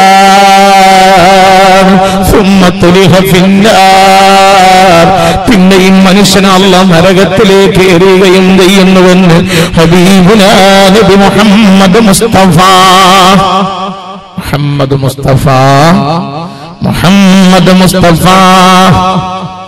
കണ്ടോ? അള്ളാന്റെ അടുത്ത് എന്ന് നോക്കുമ്പോ നോമ്പ് നിസ്കാരമൊക്കെ ആയിട്ട് പോയതാ. നമ്മളെ തലയും പാലില്ലാതെ ഷെയർ ചെയ്തിട്ടില്ലേ? സംഭവിച്ചെന്താ? കുറെ ഗീബത്ത്, കുറെ നമീമത്ത്, കുറെ ഹറാമിയത്ത്, കുറെ ആളുടെ അഭിമാനം തകർത്ത്. ഇവരൊക്കെ നാളെ അള്ളാന്റെ അടുത്ത് വരും. അള്ളാനോട് പറയാം, അല്ലാഹ് ഇതാ ഇങ്ങനൊക്കെ ചെയ്തിട്ടുണ്ട്. പകരം ഇബാദത്തെടുത്ത പെങ്ങളെ, തഹജ്ജുദ് നിസ്കരിച്ച പെങ്ങളെ, ഖത്മോദിയ പെങ്ങളെ, അള്ളാന്റെ അടുത്ത് വന്ന് പരാതി പറയുമ്പോ അള്ളാഹ് വാരി വാരി കൊടുത്ത് നീ കാലിയാകും, നിനക്ക് ഇബാദത്തുണ്ടാവൂല. പിന്നെന്താ സംഭവിക്കുക? പരാതിയുമായി വന്നവരുടെ കുറ്റമെടുത്തിട്ട് നിന്റെ മേലിൽ ചുമത്തുന്നു. പിന്നെ നരകത്തിലേക്ക് എടുത്തെറിയപ്പെടുകയും ചെയ്യുന്നു. പുന്നാര നബി മുഹമ്മദ് മുസ്തഫ സല്ലല്ലാഹു അലൈഹി വസല്ലം. അതുകൊണ്ട് നമ്മൾ ആലോചിക്കണം, സോഷ്യൽ മീഡിയ വലിയ അനുഗ്രഹം, എന്നാലോ വലിയ ദുരന്തമാണ്. മൊബൈൽ എന്ന് പറഞ്ഞ അനുഗ്രഹമാണ്. പക്ഷെ പള്ളിയിൽ ഇപ്പോ പള്ളിയുടെ വരാന്തയിലും ഹൗലും കരയിലൊക്കെ എഴുതി വെച്ചിട്ട് കാണാം മൊബൈൽ സ്വിച്ച് ഓഫ്. എന്താ കാര്യം? Mobile switch off. പള്ളിയിലും മുസീബത്താകാണ് മൊബൈൽ, നിസ്കരിക്കുമ്പോ ഒരു മുഅ്മിനിന്റെ ചിന്ത എന്താ വേണ്ടത്? അല്ലാഹ് എന്നുള്ള ചിന്തയാണ് മനസ്സിൽ ഇങ്ങനെ തുടിതുടിക്കേണ്ടത്. ഇന്ന് അധികം ആൾക്കാർക്കും അങ്ങനൊന്നും ഉണ്ടാവില്ല. പിന്നെ വലിയ വയസ്സുള്ള കാരണവന്മാരും ഉസ്താദന്മാരൊക്കെ ആവുമ്പോ അവരിങ്ങനെ അല്ലാഹ് എന്നുള്ള ചിന്തയിലാണ് നിസ്കരിക്കുക. അവരെയും ഫിത്നയാക്കും ഈ ചെറുപ്പക്കാരന്റെ മൊബൈലിൽ. നല്ലൊരു കാരണം അല്ലാഹ് എന്നുള്ള ചിന്തയിൽ ഇങ്ങനെ നിസ്കരിക്കുമ്പോഴാ തൊട്ടടുത്ത് നിസ്കരിക്കുന്ന ചെറുപ്പക്കാരന്റെ മൊബൈലിൽ നിന്ന് സുന്ദരി സുന്ദരി ഒന്നൊരുങ്ങിവ, അവന്റെ റിംഗ് ടോൺ അതാ. അത് കേട്ടപ്പോ അള്ളാനെ കാണുന്നവനും സുന്ദരിനെ കണ്ട്. ഇതല്ലേ ദുനിയാവ്? വെറുതെ അല്ല. ഒരാള് പറഞ്ഞു, ഉസ്താദേ നൂറ്റാണ്ടൊക്കെ പുതിയതല്ലേ, പള്ളിയിലൊക്കെ മാറ്റം വേണം. ഞാൻ ചോദിച്ചെന്താ, മിമ്പറും മിഹ്റാബൊക്കെ എടുത്ത് ഹൗലും കരി കൊണ്ടേക്കണോ? അങ്ങനല്ല. ഇഖാമത്ത് വിളിച്ചാൽ എല്ലാരും ഇങ്ങനെ സഫായിട്ട് നിൽക്കുമ്പോ ഇമാം ഉസ്താദ് പറയും സവ്വൂ സുഫൂഫക്കും, സുഫുകൾ ശരിയാക്കണേന്ന് പറയും. ഇന്നത്തെ കാലത്ത് അത് മാത്രം പോരാ. ഞാൻ ചോദിച്ചു പിന്നെന്താ വേണ്ടത്? അത് മാത്രം പോരാ ഉസ്താദ്, അതിന്റെ കൂടെ ഒന്നുകൂടി ആഡ് ചെയ്യണം. എന്താ ആഡ് ചെയ്യേണ്ടത് എന്ന് ചോദിച്ചപ്പോ പറയാൻ മറ്റൊന്നുമല്ല, സവ്വൂ സുഫൂഫക്കും ഓഫു മൊബൈലക്കും, നിങ്ങളുടെ മൊബൈലും കൂടി ഓഫാക്കണേ. കമ്മിറ്റിക്കാരെ നിങ്ങൾക്ക് പാസ്സാക്കാവുന്നതാണ്. അപ്പൊ ഞാൻ പറഞ്ഞു വരുന്നത്, ഈ മൊബൈലും സോഷ്യൽ മീഡിയ ഒക്കെ അള്ളാഹ് ചെയ്ത നിഅമത്താണ്. പക്ഷെ നമ്മൾ അതിനെ നിഖമത്താക്കി ദുരന്തമാക്കി നെഗറ്റീവിന്റെ വഴിയിലൂടെ ചെലവഴിക്കുകയാണ്. അങ്ങനെ നമ്മൾ നരകം വിലക്ക് വാങ്ങാനുള്ള ഒരുക്കത്തിലാണ്. അള്ളാഹു കാത്തുരക്ഷിക്കട്ടെ. അള്ളാഹു നമ്മളെ കാത്തുരക്ഷിക്കട്ടെ. ഇന്ന് ഹിന്ദുവും മുസ്ലിമും ക്രിസ്ത്യാനിയും ഒക്കെ സ്നേഹത്തോടെ കഴിയുന്ന അതിന്റെ ഇടയിൽ പ്രശ്നം ഉണ്ടാക്കാൻ വേണ്ടി എത്ര സോഷ്യൽ മീഡിയയിലെ ഈ ഷെയറിങ് കാരണമാകുന്നുണ്ട്. അതിര് തർക്കം കാരണം ഒരു ഹിന്ദു മുസ്ലിമും അടിയായി. സ്ഥലത്തിന്റെ അതിര് തർക്കം കാരണം അവരടിയായി. ഇത് അടിയാകുന്ന വീഡിയോ എടുത്തിട്ട് പ്രചരിപ്പിക്കണം. എന്താ പറയുക? ഹിന്ദു മുസ്ലിം വർഗീയത. കണ്ടോ? നാട് കുട്ടിച്ചോറാകാൻ എന്തെങ്കിലും വേണോ? ഹിന്ദുമതം പറയുന്നുണ്ടോ മുസ്ലിമിനെ കൊന്ന സ്വർഗത്ത് പോകാന്ന്? ഇസ്ലാം പറയുന്നുണ്ടോ ഹിന്ദുവിന്റെ മണ്ടക്കടിക്കുന്നു? അല്ലെങ്കിൽ ക്രിസ്തുമതം പറയുന്നുണ്ടോ പരസ്പരം രക്തമൊഴുക്കുന്നില്ല? ഒരു മതവും അതിനൊന്നും പറയുന്നില്ല. എല്ലാ മതത്തിന്റെയും ആരാധനകൾ വ്യത്യാസമാണ്. ഹിന്ദു മതത്തിന്റെ ആരാധനയും വിശ്വാസവും വ്യത്യാസമാണ്. ഇസ്ലാമിന്റെ ആരാധനയും വ്യത്യാസമാണ്. ക്രിസ്ത്യാനികളുടെ ആരാധനയും വ്യത്യാസമാണ്. പക്ഷെ എന്താ, എല്ലാ മതങ്ങളും സ്നേഹത്തോടെ കഴിയാനാണ് പറയുന്നത്, അല്ലേ? അമ്പലം, നിങ്ങളെ നാട്ടിൽ ടെമ്പിൾ ഉണ്ടോ? ടെമ്പിൾ എന്താ മിണ്ടാത്തെ?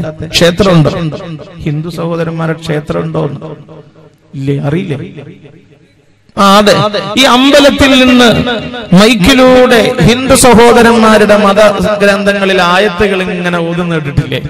എന്റെ നാട് കണ്ണൂരാണ്. അവിടൊക്കെ ഈ സുബഹിയുടെ നേരത്തെ മൈക്കിലൂടെ ഇങ്ങനെ വരും. ഞാൻ വല്ലാതെ ആകർഷിച്ചു പോയ 3-4 വരികളുണ്ട്.